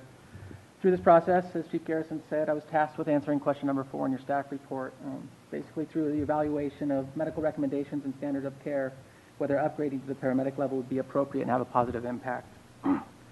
And based on the information I'll share with you, I believe it would. But understanding where we came from since the year 2000, as with most things, times have changed, technology has changed, and that made its way into medicine, and the technology integrated its way into EMS as well. What's important to note there is it has greatly impacted the paramedic scope of practice and broadened that scope, whereas our current level, our advanced EMT level, has remained in relatively the same place. And that creates what I call the gap between the two care level providers, but I view that gap as the opportunity to positively affect outcomes by upgrading to the paramedic level of service. The second piece of that we looked at was standards of care, and those have changed again over time. More standards of care have come, and specifically looking at timelines between early recognition of certain medical emergencies and definitive treatment at the hospital have come in over the last decade and a half, and we're going to talk about those as well. Understanding where we are, currently we're at the advanced EMT level, so we can do everything the basic EMT can do with limited set of advanced skills that include 8 medications common to EMS, IV access, some limited advanced airway procedures, a little bit more education as far as assessing the medical patient. And where are we looking to go? To the paramedic level, which includes the basic EMT skill set, the advanced EMT skill set, but it couples that with more invasive, more technical, and more time-sensitive skills. The big hitters there are the cardiac care, which includes the cardiac monitor and defibrillator capabilities, expanded pharmacology, so an expanded medication list and routes of medication, and as well as more advanced airway techniques, a wider range to manage a patient's airway, which is often a priority. Establishing, maintaining, and securing an unstable patient's airway is often the priority in a medical emergency. So that wide range becomes a benefit, the wider range of options and skill level. I'm going to dig a little bit deeper in here. If you look at the national scope of practice, the paramedic skill set adds about 20 additional skills, and I'm just going to highlight some of the skills and technologies that the paramedic can take advantage of. The first one is 12-lead EKG.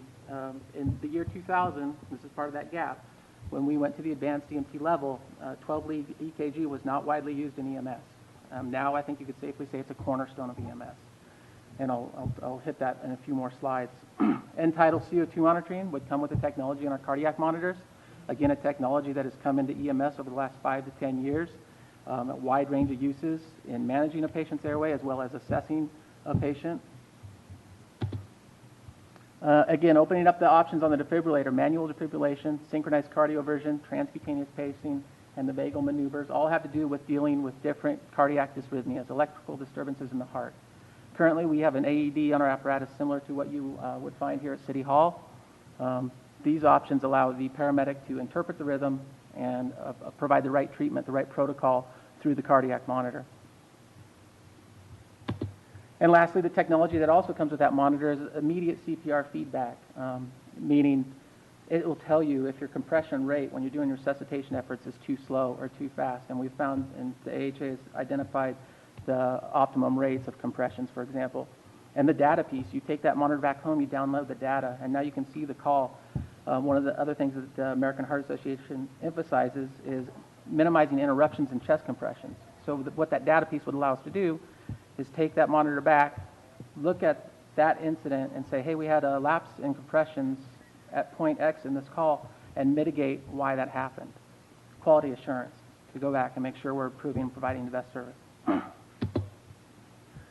We move over to the airway piece. These are some big words here, but endotracheal intubation, needle cricothyrotomy have to do with securing a patient's airway who is unable to secure their own and may not have one for whatever reason. The needle thoracentesis has to do with dealing, the common term would be a collapsed lung. Gastric tube placement has to do with evacuating the contents of the stomach so they don't come out and compromise the airway. And CPAP, you may have heard of CPAP, continuous positive airway pressures. Again, not a new technology, but new to EMS. It's made its way to EMS. It's been found to be beneficial in patients with certain respiratory complaints and turning around outcomes. And I want to just talk about, when I use that word outcomes a lot, it'd be really easy to say it means life and death, and it does not mean that. The CPAP, for instance, can, if given early enough, can keep patients from being intubated and being admitted to the ICU or the hospital, which might mean coming out with a similar standard of life, per se, coming out on less medications and less fiscal impact from being admitted to the hospital for that long. So while those outcomes are hard for us to measure, the medical community is certainly concerned with them, and it's a place where we may be able to have an impact. And I'm going to touch on the medications on the next slide. It opens up the list of medications and the routes of medications we can give. If we were to adopt a similar list of medications that our paramedic partners in the region use, we would go from 8 medications to approximately 38 medications. 13 of those would be cardiac medications that we don't currently have. 4 would be pain management medications, an option we don't currently have. And then medications to either deal with emergencies we don't have the ability to now or can't go as far in the protocol as we'd like to. So seizures, pregnancy problems, respiratory emergencies, altered level of consciousness, which would include behavioral issues. But what's nice about the list is we can tailor that to our community. There is certainly standards nationwide, but we can also tailor that list to our community to be most effective. I'm going to move off the scope of practice now and the gap and talk about standards of care and some of the things we identified. So the term STEMI is a term used in the medical community to identify certain type of heart attack. And it's identified through the use of a 12-lead EKG monitoring strip, looking for patterns in that strip. Again, a term that wasn't being used really in the year 2000. Medicine has evolved, but it's certainly evolved at a fast pace. And now STEMI is a big deal in EMS systems. The early recognition of a STEMI in those heart attacks to definitive treatment at the hospital is a measurable key performance indicator. And the American Heart Association says that EMS systems should strive to reduce that time by as much as possible. There is no threshold. They say the more you can reduce that time, the better, and it has a direct relation to short-term and long-term outcomes. So that's a key measurable piece, but it also is very beneficial. The 12-lead is very beneficial on scene and providing the most appropriate care to the patient and would allow us to change our protocols. Not all heart attack, cardiac events present the same. They're not created equally, and they don't present typically all the time either. So the 12-lead would allow us to maybe capture a myocardial infarction that would otherwise go unrecognized potentially by the EMS provider, but it also, once we identify it, would allow us to provide the most appropriate treatment.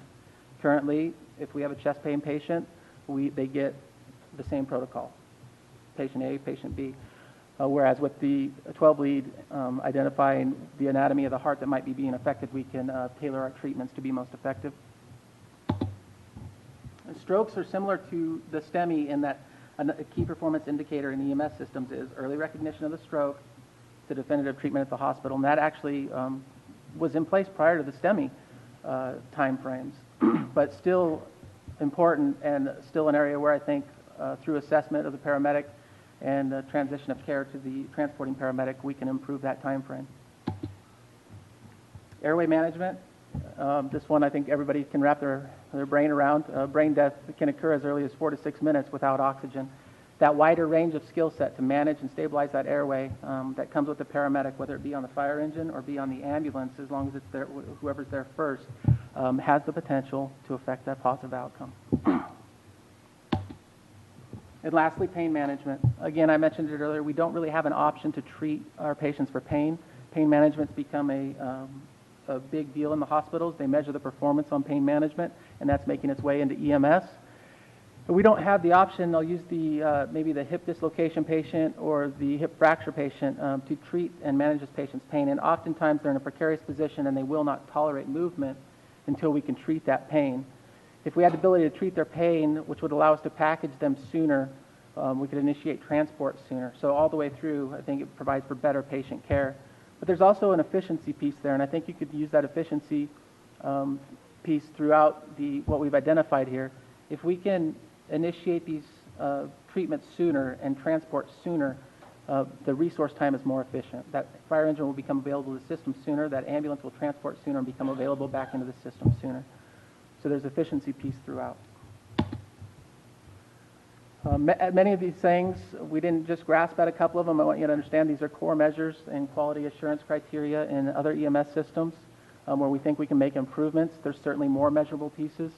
There's certainly more benefits that aren't exactly measurable, some intangibles that I think would benefit the community. But ultimately, that's what it's about, patient care, and I think we can have a positive effect. So I think we've demonstrated that we get there first, we wait, calls are urgent, and there's a medical justification to provide this level of care almost immediately upon arrival of those first responders. But are there other reasons? Are there other maybe non-medical reasons to consider this program? And the first one is enhanced automatic aid with Truckee Meadows Fire Protection District. Now, because we're both on the Tiburon CAD system now, we have a shared CAD system with Truckee Meadows, we have the ability finally to, with correct programming and correct agreements, to end the duplication of resources sent to automatic aid calls and to also dispatch those resources quicker. And so the ability to do that would result in 3 big benefits for the city of Sparks, not only for the city of Sparks, but for the Sparks Fire Department. The first one is it would provide the city additional time to plan and fund for Fire Station 6. Now, as we grow into the northwest part of Sparks, there's no fire station out there, and that area is well outside of our 4-minute response zones. Sooner or later, we're going to have a fire station out there, okay? But we have not collected any impact fees for that fire station yet, nor is the budget in a position to account for the additional staffing of firefighters. Now, we've approached Truckee Meadows to cover that area, and they've agreed, as long as they can handle the increased call volume, because they're running calls in their own area. So the longer they can handle calls into that area before Fire Station 6 is needed, the more time it gives the city of Sparks to collect impact fees and to let the budget rebound to be able to pay for additional staffing. Last year, there were 368 auto aid calls between the Sparks Fire Department and Truckee Meadows Fire Department, EMS calls, just EMS. 2 fire engines went, one from Sparks and one from Truckee Meadows. With enhanced auto aid, only one of those fire engines would have to go, which would effectively reduce the call volume for both us and Truckee Meadows by 180 calls a year. Way to break up my... Way to go. So, reducing call volume will effectively allow Truckee Meadows to handle that area a longer period of time, allow us more time to plan for Fire Station 6. The second benefit it provides is an argument against consolidation. We may face this again next spring, okay? Enhanced Auto A demonstrates that neighboring fire departments can work well together and provide efficient and effective fire services without the need for full consolidation. And the third argument is cost savings. If we're reducing our call volume, we're going to reduce fuel costs, we're going to reduce apparatus wear and tear, and we're also going to be more available for concurrent calls because one of us is always going to be available if only one engine's going. So what's holding it up? Okay, Truckee Meadows wants to do enhanced automatic aid. What's holding it up? They're staffed with paramedics, we're staffed with advanced. And there will be a number of times where a Sparks fire truck will go into the county and handle an EMS call by themselves. Now the citizens of Washoe County, they pay for and expect paramedic level service when a fire truck arrives. TM staff are concerned that if they move forward with this enhanced automatic aid agreement and we provide advanced EMT service, they're actually agreeing to provide lesser level of EMT service to their citizens. And for that reason, this enhanced automatic aid will not go until and if we go paramedic. A second reason, non-medical reason, is for a backup plan to deliver paramedic level care. In the past 15 months, REMS have filed for exemption status 8 times.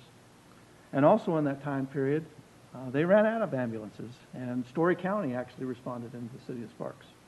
Now, exemption status is allowed by the franchise agreement. It's usually because of extreme weather or system overload. But by having paramedic level service in the Sparks Fire Department, we can ensure that a paramedic is arriving on scene with the first responder, and no matter what the emergency, that first responder will have the skills to take care of it. And the last, City of Sparks is a full-service city. I'm going to basically apologize to you right up front. This is not what I wanted to write. I wrote it politically. What I really needed to say was, the City of Sparks is trying to be the city of choice. Okay, that's our vision. That's your vision. Okay, and I was very proud of this vision. I heard it about 2 years ago. I bought into it hook, line, and sinker. And for me, it meant that people would choose to live in the city of Sparks by the way that the city is run, by the services we deliver. And I spent a lot of time trying to think, how can the fire department have an impact on the city of choice? basically, why would people want to move to Sparks just because of the Sparks Fire Department? And one area I was always concerned with was our level of EMS delivery. Point of fact, we're the only fire department in northern Nevada that does not provide paramedic level service. Now, I don't think that I would present to you a case where I want to keep up with the Joneses. I think you know me better than that. But I really do believe that the citizens of Sparks deserve access to the best emergency medical care possible, the same access that their counterparts in Reno and Washoe County are getting. So, based on the medical reasons, based on the other 3 reasons I've given you, I believe that there are numerous opportunities to improve patient care. The 3 other reasons also support the paramedic program. Fire staff, we're recommending implementation of paramedics in the fire department to try to ease some concerns that I heard initially.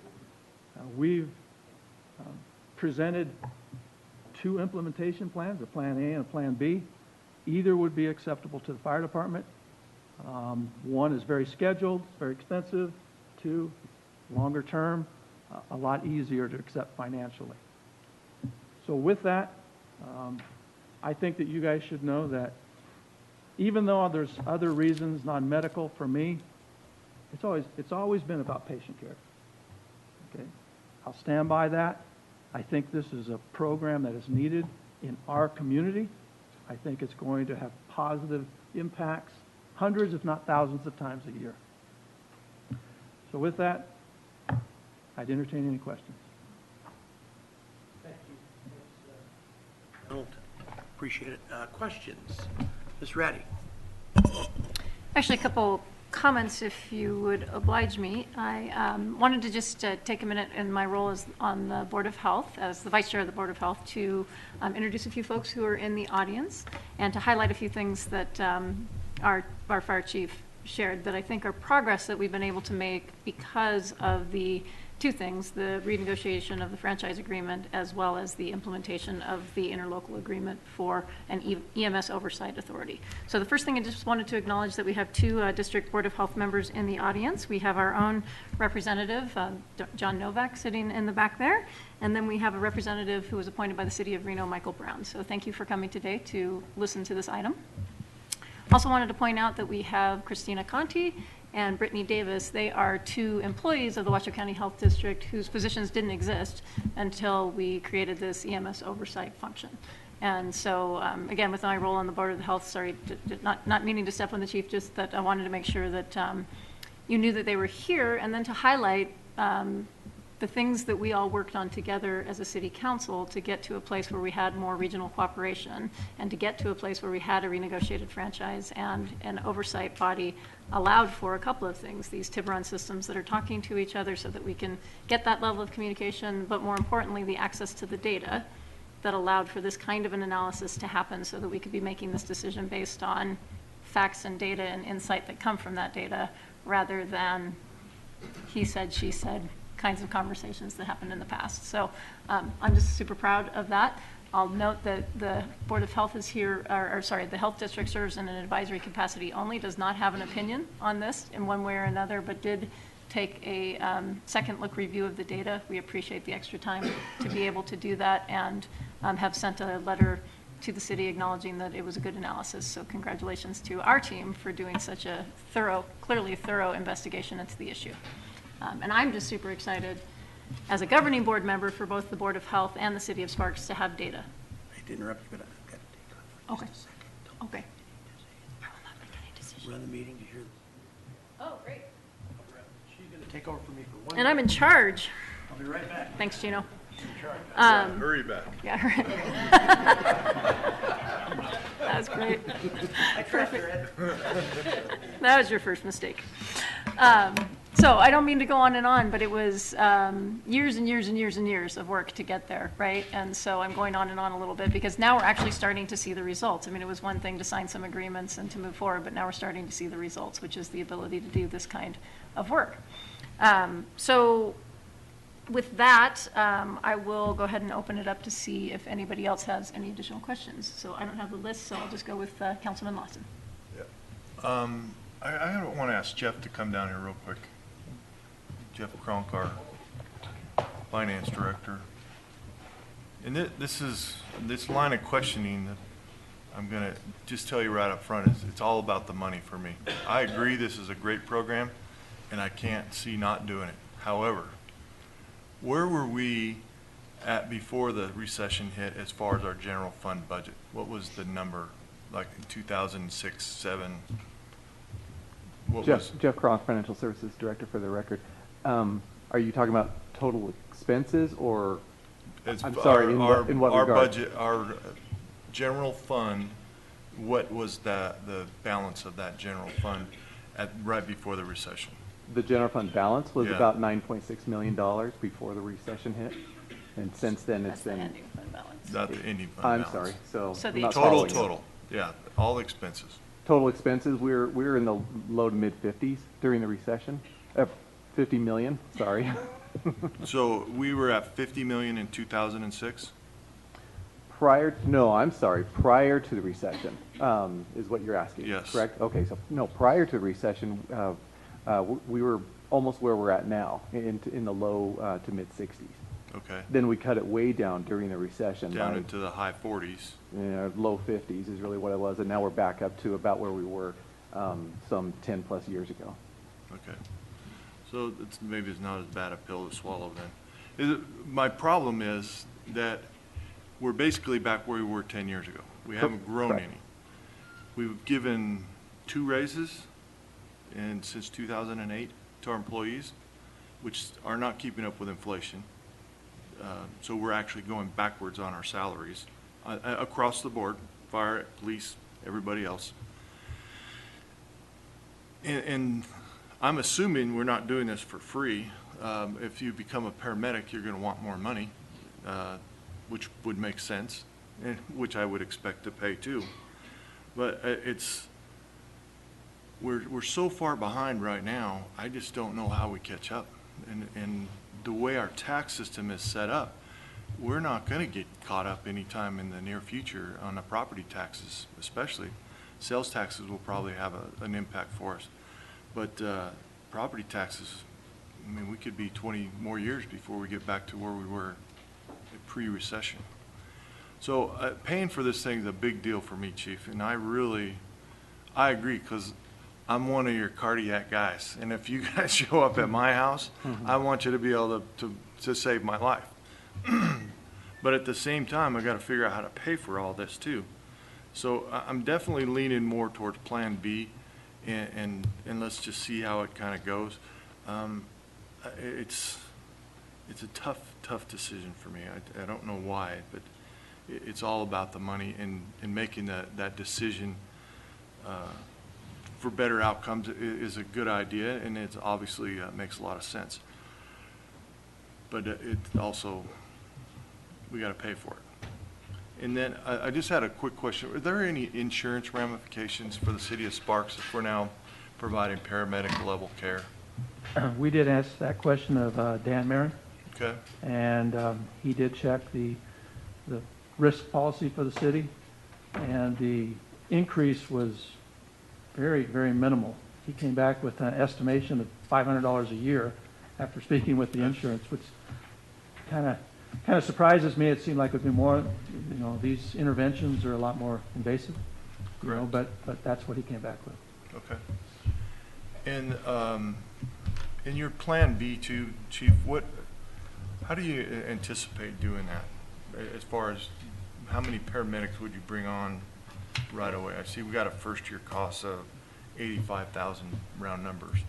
Well, the first year cost is just standing the program up, working on the protocols, acquiring the equipment, doing refresher training with our current complement of paramedics. There are currently 15 paramedics in the Sparks Fire Department that maintain their license but can't practice because we're not licensed to provide that service.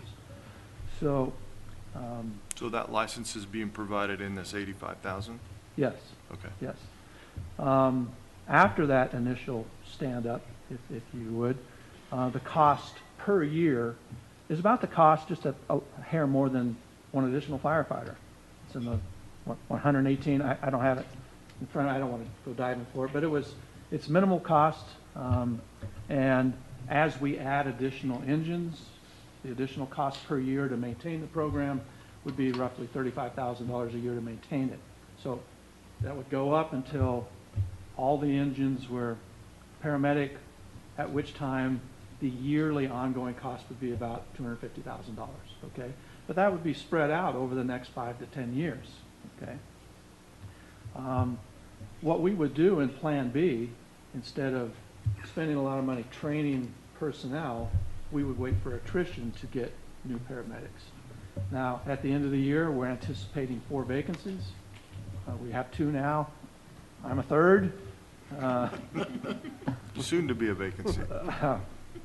We have another one kind of rumored in December.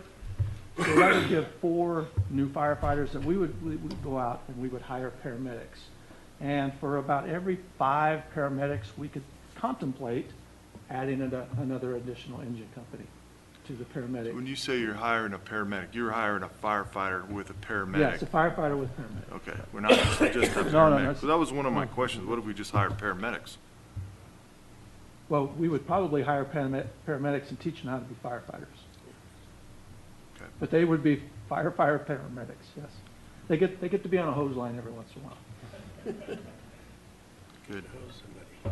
So, Okay. Go ahead. No, I'm, like I said, I'm still struggling with this. You know, when we had our first conversation, I was struggling with it, and I still am. So, but Plan B is definitely more palatable, and I agree with you. We do need to be on par with the other cities, other city and county. So, I mean, it's inevitable. We're going to end up there. Are we going to end up there today?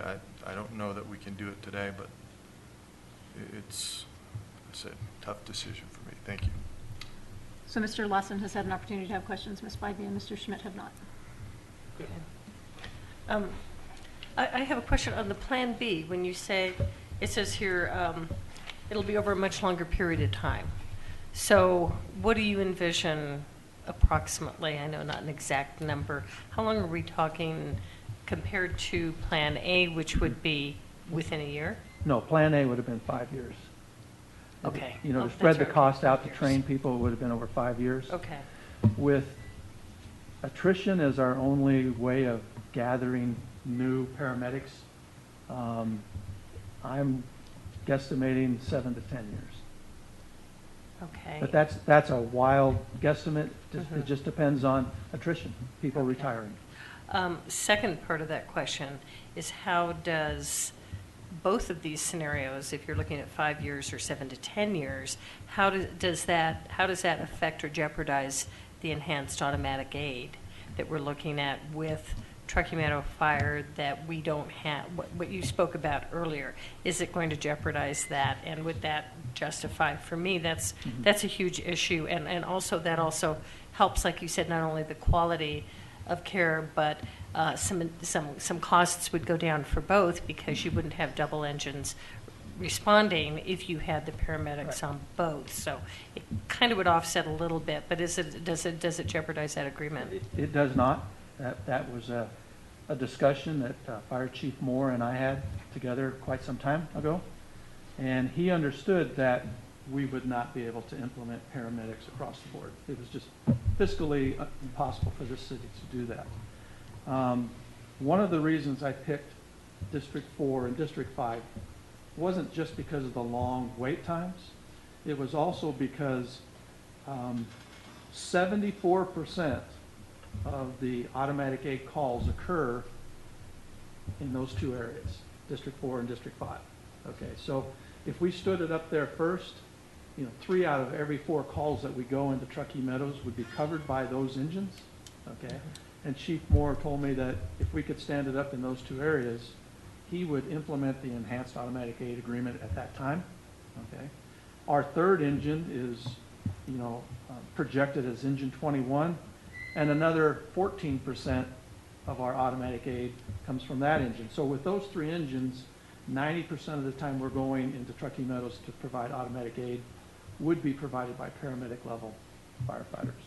So yeah, it would not delay it, but he even actually went as far to say that if we had a plan to implement it, he would consider doing enhanced automatic aid early, but I think I would encourage him to wait. I think that would be kind of a political, difficult, explanation to make to his constituents, to be quite honest with you. I have a question for Jeff as far as budget-wise with Plan A. Because I absolutely agree with Councilman Lawson. The cost is a tough one to swallow. How fiscally can we work this out? Is it doable for us? Is it a reasonable request that you think we are within the means to budget it and to do? Because the other side of it sells the case of why, but the fiscal side of it, can you help me with that? Sure, absolutely. Again, Jeff Kronk, Financial Services Director for the record. It's really just about like any other decision we might make. This really comes down to resource allocation. It's going to cost money, A or B. I mean, really, it doesn't matter, how you're going to, spread this out over the course of time. It really comes down to it will cost funds, which means that there will be less resources to go somewhere else or to some other program or staffing need or, what have you. But ultimately, it's a policy decision. So, is it something that we will roll into the budget process if this is approved? Absolutely. If it's not approved, the resources that would be needed would be freed up, if you will, or available for other needs within the city. So, I mean, I'm not trying to dodge, the question or anything, but it really is a policy decision that that comes down to basic resource allocation. There's only so many resources available, and it's a decision that this council needs to make. Do you want to spend those resources towards this process? Will we, make it work? Absolutely. Just like any other decision that we would. Okay. I don't know if that helps or. And if I can, Mr. Mayor, just I guess just overall comments as far as how. Thank you, first of all, for all the work and all the data. I'm best making decisions when I've got a lot of facts, and you provided lots of information for us, and all the numbers absolutely point to the need for us having paramedics to come into the technology of everything from, and in my other job, we're trained on an airplane to do basic, basic medical help because, we need to. But what I'm really looking at is the service to the community, especially as we grow, and more importantly, especially as we age. All of us baby boomers that are that huge group are all only getting older every day, and you look at the increased health issues that we face and the health crisis that our country is in and our community is in, and the need for intervention, the need for quick intervention, the need for those services. And I've got my mom in life care right now because we've been dealing with a lot of health issues. And I really am looking at everything that the health system has had to, adjustments that they're making and trying to be more proactive because it's so costly and it's so burdensome to our society today that getting immediate paramedic aid and avoiding longer hospital stays or saving lives, but also the long term of what that means and what that means to all of our residents of our community and the businesses coming here, and whether it's somebody's kid who gets injured out at at a baseball park out at Golden Eagle, or someone having a heart attack, being able to respond quickly and with the and especially since that's the majority of your calls are EMS calls. The reality for fire is the importance of that, and I think as we continue to grow as a community, the stress on our medical system or medical services becomes greater and greater, and that's a responsibility I think we have to do everything we can to address that. And I think, despite it's a tough fiscal decision to make, but I think the bottom line is that I do support it. I think it's in servicing we can look at other things, and hopefully we can look at the legislature and get them to get their act together and do something for us on the fiscal side of things, because the cities are hurting, but more importantly, our citizens are, our residents are, and we can do better. And I think the legislature can do better for us, and I think that we can do better by providing this service. So I do support it, and thank you for your work and for the information today. Thanks. Is Mr. Schmidt waiting? He hasn't chimed in yet. Mr. Schmidt, questions? Thank you, Mayor. I think I'm okay right now. I may chime in here as we go along, but I'm okay right now. Okay, Ms. Reddy? Because your presentation was so thorough, all the questions are for Jeff. Oh, that's to borrow your technique. You're good. So I see it as an opportunity cost, right? So if we choose to do this, much like you said, we can't choose to do other things. And so can you quantify, at least by recent trends? And I understand that in the last many years there's been a lot of volatility, so those trends are not, hopefully not what we're looking at going forward. But at least in the recent trends, as we've seen this recovery, if we approve this, and I think we're all leaning towards Plan B, so let's talk about Plan B. If we approve this, typically when we do a major enhancement to the budget, if you will, a new allocation, we do it during the budget process. There's a list, and as council members, we can look at a menu. And so we know, not that it's a competition, but we can compare the merits of the needs that have been brought forward by all the departments. What I'm looking to find out is how much of our ability to invest in anything within the city gets absorbed by this initiative alone. Certainly hoping it wouldn't make us cut anything else, but will there still be remaining funds to be able to look at new needs for the council's budget processes in the next couple of years if we're doing this?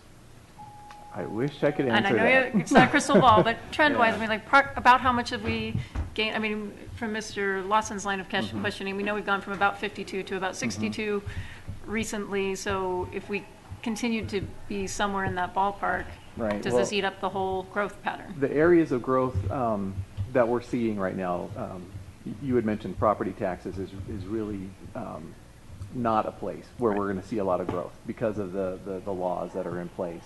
We'll see a little bit from new development, from once they're added to the books. So really our growth area, if you will, is going to be coming from sales taxes. And we've had a nice rebound, if you will, since it bottomed out at the recession. So that looks to continue, at least for the short term. I mean, like you said, that crystal ball only goes out so far. But at least for the short term, it looks like this area is adding jobs at a decent pace. There is economic activity, which is still growing. So we expect over the next, and I say we, I mean, I don't do my projections in a vacuum. I mean, I check with a lot of people, but the expectation is that the sales tax, the taxable sales growth will continue, at least for a few more years. Property taxes is such a big piece of our revenue stream, and having it capped really hurts us. So we'll have to see if the legislature acts on that. We really are at their mercy, just to put it, in that term, I guess.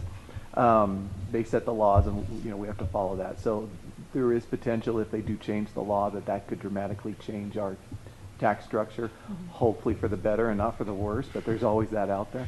Let's just talk about our current tax structure. I know. So that's what I was going to say. So based upon what we know, which is limited, I would say that the growth will cover this.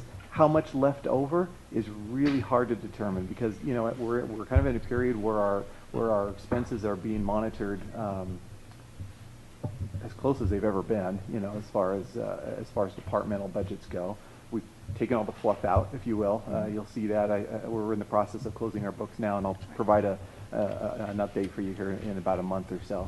But we kind of know what to expect with our expenses. The biggest X factor, if you will, are the revenues. And right now, it looks like our growth is going to come from one of our primary revenue sources, not the others. So I know it's kind of a long way around. It is a tough question because it's hard to say how much money will we have left over after we spend this, because every year is unique. As it stands right now, we don't have a lot of growth that we're expecting. I mean, we're not expecting to boom. We're still expecting to grow, but in total, a few percentage points per year. So it's not a lot that's going to be left over for other programs or staffing needs or So is or it what fair have to say you. it will likely absorb most of our growth for the next coming years? A good chunk. I don't know if I'd say most. Again, it's so hard to say how the rest of the growth will go, but I think it's fair to say your options will be limited, more limited than they have been even. Thank you. Helps. Okay, anyone else? I'm going to open it up to the public. Mr. Go Mayor? ahead, Ron. Thank you. You know, I just want to just kind of follow up with Julia's question because I'm really glad that she asked that question and just kind of take a look back at just the last 90 days of the city council and where we've been at. You know, in my rough calculations, you know, we've approved in the neighborhood of $700,000 additional burdens onto the budget after we passed it in May. And so we're continually going after additional absorbing money out of the system. You know, even telling the city manager that he had to go find the money somewhere in the budget to pay for, you know, $132,000 additional expenses on things. So the strain on the budget is very, very real and is only going to get worse as we continue going on, you know, with you know, growth at 3%.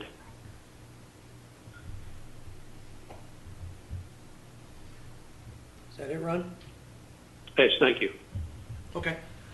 I'm going to open up the public comment. Is there anyone who wants to speak under public comment? I have one speaker.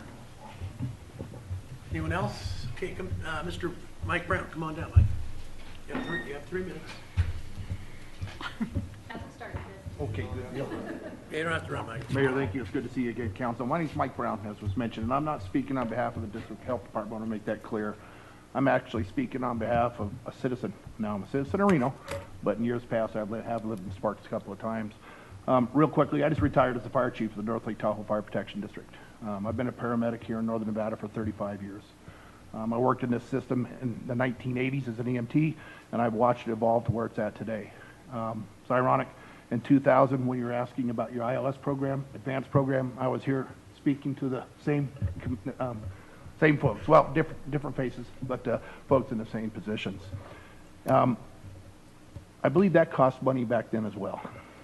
Everything we do, I understand. I manage the budget. I'm very sympathetic to budgets and monies and costs. Being a healthcare provider, I can't say enough about the presentation Chief Garrison and his staff put together. They hit everything I would have asked about. But speaking as a citizen, service delivery is what I look at. And when a fire truck shows up, it doesn't cover what color it is, but there's a level of expectation out there that you're going to get the service that you expect. And as Chief Garrison mentioned, Sparks is the last department to go ALS, to go paramedic services.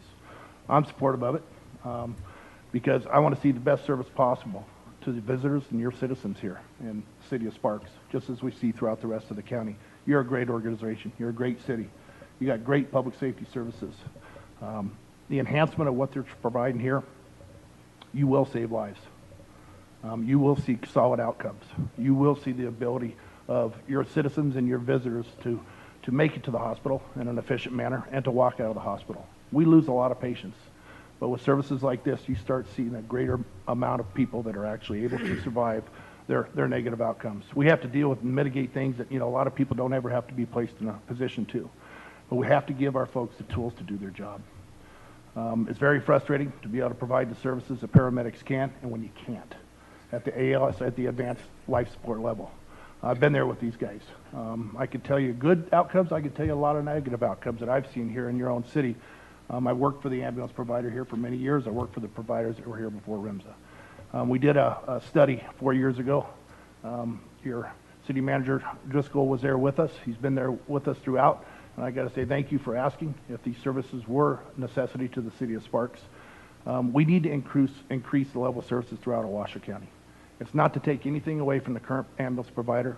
What you're doing here is going to enhance their system. And those enhancements are something that we need throughout all Washoe County. I've managed ambulance services. I've been the manager of a fire department as the fire chief that provided paramedic services, both transport and off ALS engine companies. I asked Chief Garrison if I could come today in case you had any questions. You want to hear any horror stories about managing a service? There's really not. You know, there are costs associated with it, that's for sure. But I think if you were to absorb those costs now, you're going to see your gains in the future. Things are changing. Chief Garrison knows the Affordable Care Act is changing. With that, services can be provided and potentially get reimbursement for those in the future. And I know they're going to try to forecast that, and they're going to look to everything they can to try to keep the costs down, as well as bring monies back in to help your budget. So if you have any questions, I'd be more than happy to help answer. Thanks, Mike. Any questions for Mike? Do you? Not for Mike, I have one more for Tom. Okay. You don't want Jeff up here? And Jeff. No, wait, sorry, not Jeff, Bob. It's the question I almost don't want to ask, but I think, you know, for those of us who've served through with you and made awful, awful decisions in 2008, 2009, 2010, where we eliminated 35% of the city staff, and there was not a good decision on the table.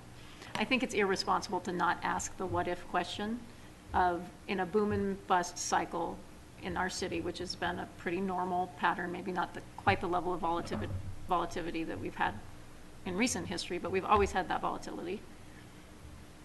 When we went into the recession, we had gone to four-man crews, and when we were able to back off of it and say, you know what, that's not going to work right now. So my question really is, if the worst happens, and 2-3 years from now, a new council is staring down, looking at that level of cuts too, is there a way to back off of it? Can you invest and then move back and then take 2 steps forward and take 1 step back? And I realize it's an awful question, right? But it's the reality that we've faced, and I think it's irresponsible not to ask that question. Well, boy, that requires a lot of speculation Yeah, I know. on my part. Can you revert, like, let's say we had 4 fire trucks, paramedic, and then we found that we just couldn't pay for that any longer? Right. I mean, we made it through without browning out stations, as an Right. example. What are our choices if you were facing cuts again? Well, certainly I wouldn't suggest that we further cut our staffing levels. I think our staffing levels are as low as they could go. So that would be off the table. I think then you would have to look at programs, and even the last 3 or 4 years, we thought about our special teams, for example. Even though they were minimal cuts, they were on the table as considerations for cuts. So could you unravel this? I imagine you could.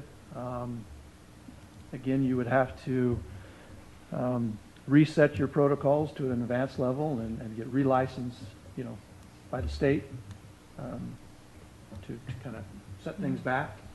I think it would be difficult at that time because I think we'll get used to being paramedics, and I think the community will appreciate that level. So to unravel it, I think would be very unpopular, especially as we start reporting on our successes in the last 2 years. So, Councilwoman, that's a very difficult question,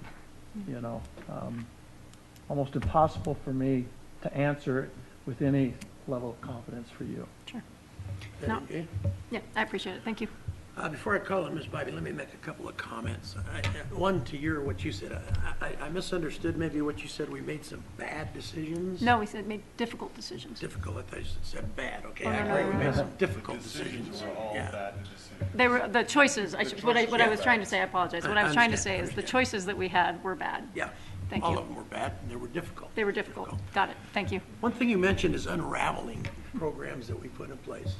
Take a look at what we've unraveled in the last, since 2008, 7, 8. We've unraveled every department, every program, everything we've ever done in the city. Everything I looked and did or tried to do and worked with the council to do from 1999. We unraveled all of it just about. Did we survive? Hell yes, we survived, and we're better for it now. So I don't worry about if we have to unravel something, God dang it, we'll unravel it. And it could happen. Could it happen? Sure it could happen, but we will be there. We can do it. I know we can as a city. We've done it already in every department. We've unraveled stuff. Police, fire, everywhere. We've unraveled stuff. And I think our firemen have stepped up, going to 3-man engine companies. how much money did that save us? Millions, millions and millions of dollars. So if we were at 4-man engine companies and didn't have paramedics now, I would say we can't afford it. But I think we cannot afford not to do this right now. I mean, this is something we're going to have to do sooner or later to make sure and ensure we still have the best fire department in this valley. And we do. And we're going to continue that. So my whole basis here is it going to unravel? God, I hope not. I hope not. Have we unraveled things? Oh yeah, we unraveled it all. Was it sad? Was it hurtful? Sure it was. But we lived. We all lived through it. We'll live through this. Like Mr. Brown said, I think there's nothing worse than having the ability to do something, show up and you can't do it. They won't let you do it. And now we're talking about lives. So that's my comments. Ms. Spivey. I'm actually going to ask almost the opposite. If we went with the Plan B option, can it be accelerated or amped up if we started to get the process started and we look financially, fiscally where we are in a year or 2 years? Can that be accelerated, or would it be, I'm not sure policy-wise, would it be a full policy decision? But I mean, if we got it started with Plan B, could we amp it up a year from now, 2 years from now, 3 years from now, when we saw that fiscally it was a more doable thing? I mean, is that something that would be possible? Well, either plan that you select, if you selected one, could be modified in the future. And not only could it be modified by amping it up, which if you pick Plan B, I would assume that that would mean that we would train people and absorb that cost to do it quicker than waiting for attrition to hire more paramedics. But by the same token, if fiscally we didn't have the money, even though we had the paramedics, we could hold off a year to add another engine, even though we had the staffing. Does that make sense? So the plans can be modified however, the funds are available to implement it. If all of a sudden, the legislature changes the, property tax rules and our revenues increase, and this council deems that they would want to see paramedics across the board quicker, yes, we could do that. We could implement that. Well, and I'm concerned with the fact we have paramedics now that cannot do that, cannot perform that function. And so, is that correct, that we have current paramedics, yes, but because we don't have the licensing to do that, correct, they can't perform paramedic, and we don't have the equipment? Is it equipment and? It's both. It's both. So, given we already, that's the starting point for me, that obviously doesn't cost what, the first option is, but to have the frustration of those paramedics who are already trained that can't be, give paramedic service when they answer a call is a grave concern to me, and I think we absolutely need to provide that. And what time frame we're on and financially, I think I'm flexible on, but I support absolutely we've got to do it, and how long that takes us and how much it costs, I guess are the questions at task. So thank you. It's ready. I'm going to go ahead and make a motion. Okay. And that really got to what I was trying to ask. I think accelerate and decelerate is probably a better word than unravel, but there's a gas pedal and we can put our foot down on it or we can take our foot off depending on the economic conditions. So that's really, the flexibility is good. Okay, so I'm going to make a motion. I do have concerns about the opportunity cost. I want to say that up front because I know the needs in the police department and the parks department and our treatment plant and some of our unfunded liabilities and the conversations that we have every single year, sometimes more during the recession, sometimes 4 or 5 times a year. So I do have some concerns about the opportunity cost, but that said, I think that you make a great case for why we need to do this. And I'm just super excited that the data is here to prove that case. So I'll go ahead and make a motion. I move to approve the implementation of paramedic level emergency medical service in the Sparks Fire Department following the guidelines set forth in Plan B. Mr. Lawson. A second for comments. Go ahead. So just keep in mind, and this is not just about the fire department, it's about the whole city. You know, we just got tagged with 160,000 or 20,000 for homeless, and that wasn't not in the budget. This is another 85 not in the budget. We're $200,000 over budget right now on our, what's the system called, Steve? The computer system, Acela. You know, these are all costs that keep firing at us every single day. So be patient with us because we're going to get there. You made a great case, by the way, and that's why there wasn't any questions about your presentation. You made a great case, and I think we got to do it, and I know we have to do it. But keep also in mind that our revenues are not growing at the rate we need them to, and we are getting hit every day. We've actually lowered our ending fund balance to 6% from 8.3%, just to squeeze more dollars out. So it's not been easy for us to sit up here. And I'm very cognizant and empathetic to our employees that basically have lost ground in the last 10 years in their salaries. Their buying dollars from 10 years ago to today are not the same. They have less buying power. And I want to see that rectified in the future too. Also keep in mind, we got hit 2 years in a row with 25% increases in our medical expenses. And that's a big number. That's about $1.5 million. If that happens again, boy, I don't know where we're going to come up with the money. So I agree, we got to do it, and I'm going to support Plan B option, and we'll move that thing along as fast as we can, obviously, but keeping in mind that we have a lot of other needs in the city that have to be addressed also. Mr. Schmidt, do you have comments? Go ahead.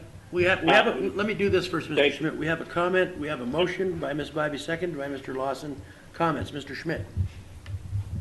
Thank you, Mr. Mayor. You know, I should probably stay away from the council more often. All this conservative spending talk is starting to worry me.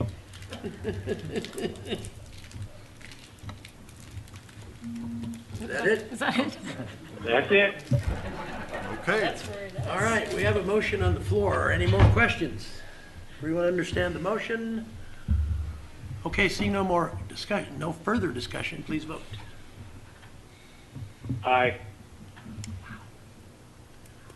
Passed unanimously. Congratulations, gentlemen. Thank you, Chief. Good job.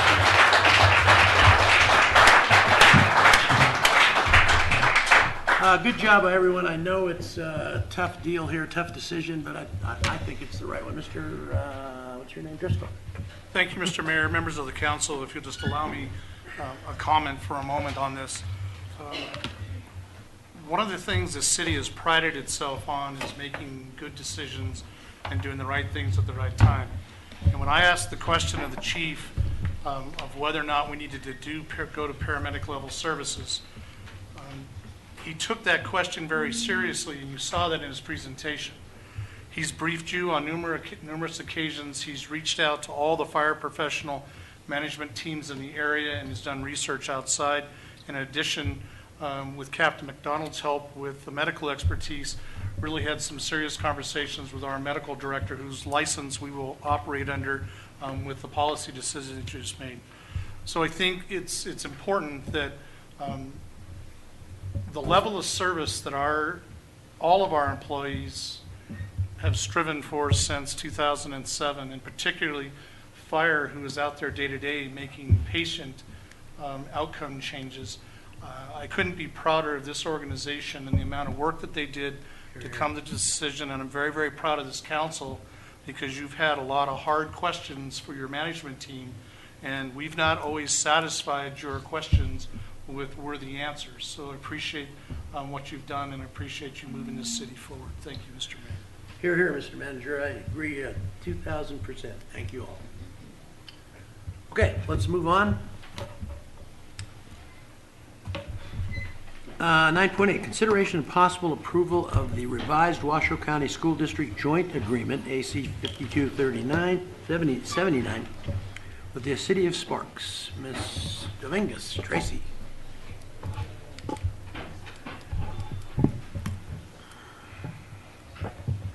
Good afternoon, Mayor and council members. Tracy Dominguez, Parks and Recreation Director. before you today is a revised joint use agreement that exists currently between the City of Sparks and the Washoe County School District. This document has not been revised since October of 2000. So in short, I just really wanted to clean it up, get some misperceptions out of the document because we run into a lot of misunderstandings about who can use which facilities for free or for a cost, and really just honestly wanted to clean that up. I got to review Reno's agreement, which they updated in 2008, and had started a wish list, if you will, of things I wanted revised in our agreement, and saw that a lot of them already existed in Reno. So I was able to use theirs as somewhat of a template for the revisions.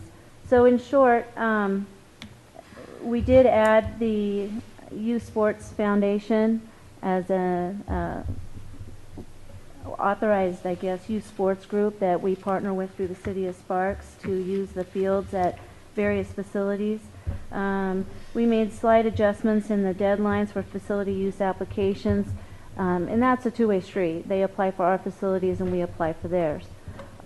We did add some verbiage in there requesting that we get each party gets a confirmation in return for that application. A lot of times we never hear back and we move forward with 15 after-school sites, assuming it's okay for us to move in on the first day of school. And that's not always a safe practice, to assume no news is good news. So we added some deadlines in there. We've added the whole before and after school section. We also added liability per occurrence language that wasn't even in there before as far as an amount. And some of the appendices were also added. They've always been referenced in this agreement but never added for people to read and follow up on. So they add supporting information to the agreement that you might not have had before. So there was a lot of information in here. I'll be glad to answer any questions that you might have. Questions for Tracy? Okay, seeing no questions, looking for a motion. Ms. Bybee. I move to approve the Washoe County School District Joint Use Agreement with the City of Sparks as presented by staff. Ms. Ratty. A second with gratitude for all of the work that goes into cleaning something like this up. Motion by Ms. Bybee, seconded by Ms. Ratty to approve agenda item 9.8 as outlined by staff. Any further discussion? Seeing none, please vote. Aye. Passes unanimously. Thanks, Tracy. Thank you very much. Okay, 9.9 is a first reading. Ms. Gardner. Bill number 2711, a general ordinance rezoning real property owned by Smith Intervenos Trust from SF 40 residential single family, 40,000 square foot minimum lot size, to SF 6 residential single family, 6,000 square foot minimum lot size, located at 1980 Probasco Way, Sparks, Nevada, and providing other matters properly relating thereto. This is first reading for bill number 2711. The public hearing and second reading of this bill will be conducted at the regular city council meeting on Monday, September 12, 2016. Okay, let's move into some public hearing items. 10.1, second reading, discussion and possible adoption of bill number 2708, an ordinance amending Chapter 5 of the Sparks Municipal Code to provide for the regional technology fee. Questions? Good afternoon, Mayor and members of the City Council. Jessica Eastler, Customer Service Manager. On July 11th, 2016, the Council adopted the Business Impact Statement for the Regional License and Permit Platform. The Business Impact Statement was prepared in partnership with the City of Reno and Washoe County. Together, we met with trade associations and discussed the impacts of the regionally proposed fee. We also sent out over 11,000 notices to business owners and customers of mutual customers of the region. Today, I'd like to request approval of bill number 2708, amending Chapter 5 of the Sparks Municipal Code to provide for the regional technology fee. The fee will be assessed $4 on an annual business license, $2 on a quarterly business license application and each renewal. As stated in the business impact statement, the fee is intended to recover a portion of the cost, a portion of the capital outlay for the Acela platform, and will be collected at its implementation. I'd be happy to answer any questions. Questions for Jessica? No questions? Okay, looking for a motion. Public hearing. Okay, this is, welcome to the public hearing. This is public hearing item. Anyone in the audience like to speak to this particular agenda item? Seeing none, I'll bring it back. Just hand over your Council 2 for bucks to action. you. Okay, looking for a motion. Spivey. I move to adopt Bill 2708 to amend Chapter 5 of the Sparks Municipal Code to provide for the assessment of the regional technology fee for the regional business license and permit platform. Do we have a second? Mr. Lawson. Second. Motion by Ms. Bybee, second by Mr. Lawson to approve agenda item 10.1, bill number 2708. Any further discussion? Seeing none, please vote. Aye. Passes unanimously. 10.2, second reading and possible adoption of bill number 2709, amending the Title V of the Sparks Municipal Code relating to the city attorney's authority to seek injunction relief for the enforcement of Title V. Good afternoon, Mayor, City Council. Allison McCormick in the Sparks City Attorney's Office. Before you is a proposed amendment to the Sparks Municipal Code Title V, which would create a new section 5.08.046. That section would expressly allow the city attorney to seek preliminary or permanent injunctive relief from violations of Title V, which regulates businesses in the city of Sparks. That proposed amendment has 2 sentences. The first sentence expressly permits the city attorney to seek that injunctive relief. Some anticipated benefits of that first sentence. Just in general terms, it would add an arrow to the quiver of other enforcement mechanisms for protecting both the revenue stream for the city of Sparks from business licenses and associated fees, as well as protecting the public from unregulated, unlicensed businesses doing their business activities unlawfully in the city of Sparks. More specifically, adding this sentence to the Sparks Municipal Code would reduce the burden of showing irreparable harm. In general terms, when a party is seeking injunctive relief from a court, they usually have to show that without an injunction, that they will suffer irreparable harm. However, if there's a legislative enactment specifically allowing for injunctive relief under certain circumstances, showing irreparable harm is no longer required. The Nevada courts that have addressed reducing the irreparable harm standard have usually been addressing statutes. So whether an ordinance would apply would be an issue of first impression for Nevada's courts, but because the City Council is the legislative body for the City of Sparks, it's anticipated that that irreparable harm standard would be reduced, just like it would be for an NRS.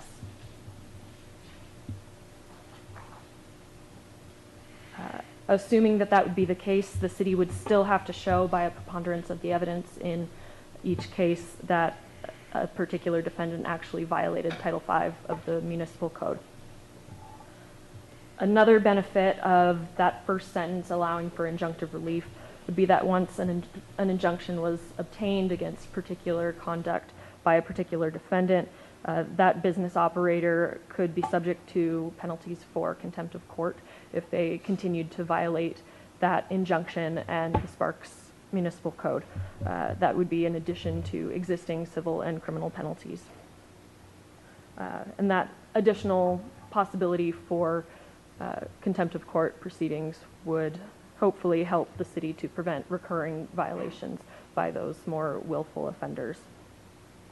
As to the second sentence of the proposed amendment, it expressly allows the city attorney to initiate these injunctive relief actions without the city council's prior express permission. And that second sentence has a couple of benefits as well. First of all, it would avoid tipping our hand to these violators who in some cases are very sophisticated. They can change the locations of where they are unlawfully doing their business. They can change their business organization style, and they can change their practices or contact information to avoid enforcement if we were to tip our hand by placing an item on an agenda. Similarly, not having to place individual cases on the City Council's agenda would allow for more efficient and expedited enforcement of the business code. So without that express prior approval requirement that generally applies to civil litigation, the city attorney could proceed rather quickly to enjoin these more egregious violators. And finally, unlike a typical civil action for damages, an action for injunctive relief is generally less time-consuming and less burdensome on both the courts and the parties. So that's one major difference between the typical civil litigation for damages that we might encounter. And with that, if there are any questions I can answer. Questions, Mr. Lawson? No questions, we're gonna make a motion. Public hearing. Anyone else? Sure. Go ahead, Ron.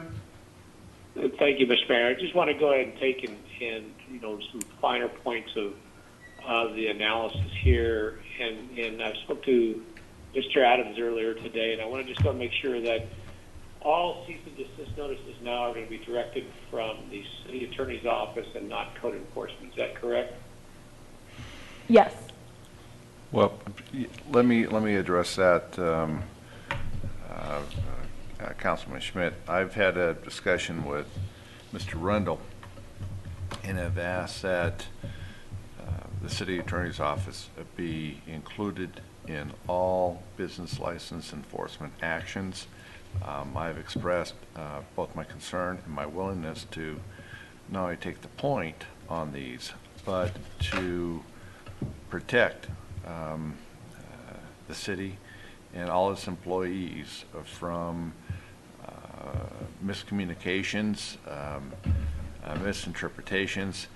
And I think that before anything comes out from the city ordering a business to cease and desist, and because of the important nature of businesses in our community, I think we're very fortunate to have those entities and individuals in our city that are willing to risk their personal fortunes to do business here. And before that's jeopardized by any legal correspondence, I think it's only appropriate that our office get involved first. Code enforcement is an asset. We have some dedicated people over there who I think have expressed a willingness to assist us in our investigative efforts, but I don't think it's appropriate to require them to be part of the enforcement, the overall enforcement. I think that's better served through either business licenses and or the courts. Okay. I think I got most of that. And then just clarify the notice of violation. The business will be notified of violations. Will that be done by the city attorney's office, or will that be done by the code enforcement officers and then be used by the city attorney's office as the notice? The code enforcement officers are not part of our current code enforcement program. The initial enforcement effort comes from business license by form of a letter or a phone call or both. I am in the loop in all of that, and that gives me the opportunity to follow up with my own phone call, my own certified letter. So code enforcement really has no place in the direct enforcement of Title V of our municipal code. They're ancillary to assist us in acquiring evidence, but I don't see code enforcement as being an integral part of the enforcement mechanism. Well, I think my issues are being addressed, and I thank Mr. Adams for taking the time at this phone call to go ahead and make sure that we have a consistent and fair loop for all the businesses, that somebody doesn't get caught up in this. I understand fully going after those that are non-licensed and doing business, but there's also that gray area where a light business license may or may not cover that activity. And I want to make sure that we treat all the businesses fair when we get into those gray areas. I agree. I think it's very important that personal contact be made. As the council is aware, we implemented the business license accountability support team several years ago. And it was my experience that 95 to 98% of the businesses that were not in compliance with Title V of our code, we're not doing so intentionally, maliciously, and once they talk with somebody from the city who indicates that A, they appreciate what it is that they are doing, and B, they're willing to work with them, most of these problems are resolved informally. Okay, is that it, Ron? Thank you. Okay, this is a public hearing. I didn't open to public. Anyone want to speak to this particular agenda item? Okay, seeing none, I'll close the public hearing, bring it back to council for action. Looking for a motion. Mr. Lawson. I move to adopt bill number 2709, amending Title V of the Sparks Municipal Code. Second, Ms. Bybee. Second. Have a motion by Mr. Lawson, seconded by Ms. Bybee to approve agenda item 10.2, bill number 2709. Any further discussion? Seeing none, please vote. Aye.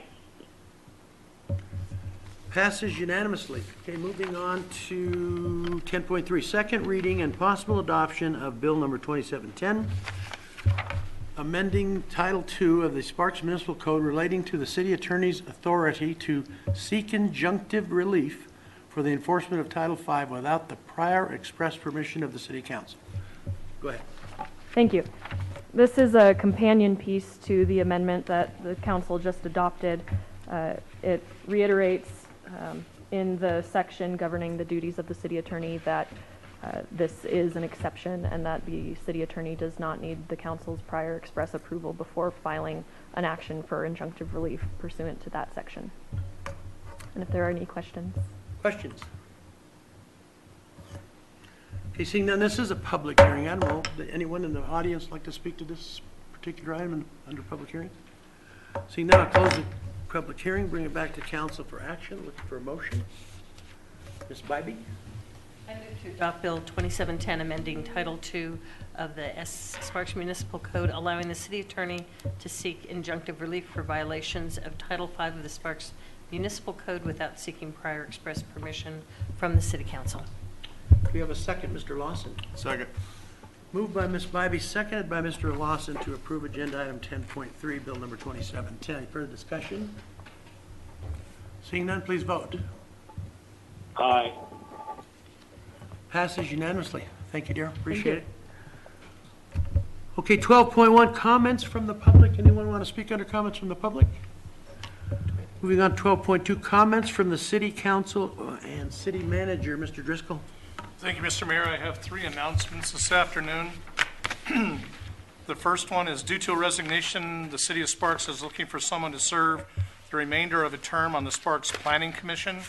The term runs through December 31st of 2018. This appointee would be eligible for reappointment for additional terms. The applications will be accepted on this position until the close of business on September 6th, 2016. Second would be a committee appointment for the following: an Enterprise Fund Advisory Committee member, 1 member of the construction industry for a 4-year term, and all subsequent appointments would be for 4-year terms. Applications for this committee would be accepted until close of business on August 26th of 2016. And finally, we have an opening for an appointment to the Arts and Culture Advisory Commission, 1 member for a 2-year term. Qualifications are 1 member with both performing arts background and arts advocacy experience. Applications will be accepted for this committee position until the close of business on Friday, September 30th. For persons interested in serving on any of these committees, they should complete a community service application available from the city clerk's office. You may also apply online at the city's website, www.cityofsparks.us. Click on City Services on the web page, then click on Volunteering, Get Involved, and then click on Fill Out a City of Sparks volunteer application. Thank you, Mr. Mayor. Anyone else? Okay, thanks, Ron, for tuning in. I appreciate it. You have something? Redevelopment. We have redevelopment? Okay, well, let me finish adjourning here. Don't go away, Ron. We have further business to do. Anyway, we see no further business here. We are adjourned. I'd like to call to order the Sparks Redevelopment Agency meeting of August 22nd, 2016 with a roll call.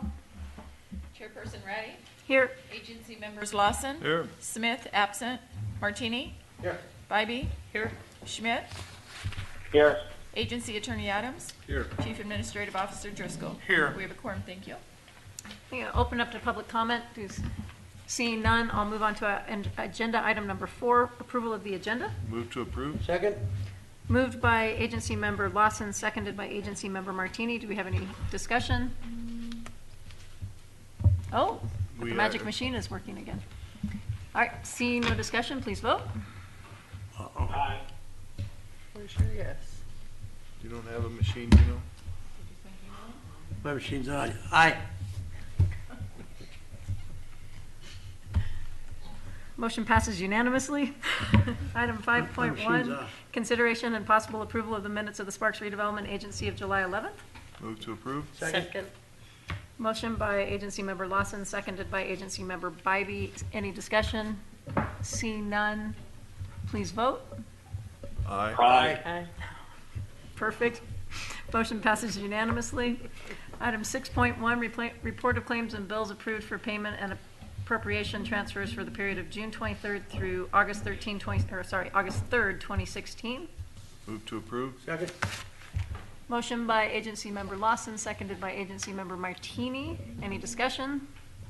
Seeing none, all in favor signify by saying aye. Aye. Any opposed? Motion passes unanimously. Item 7.1, comments from the public. Seeing none, any comments from the agency or chief administrative officer? Okay. Seeing none, we are adjourned.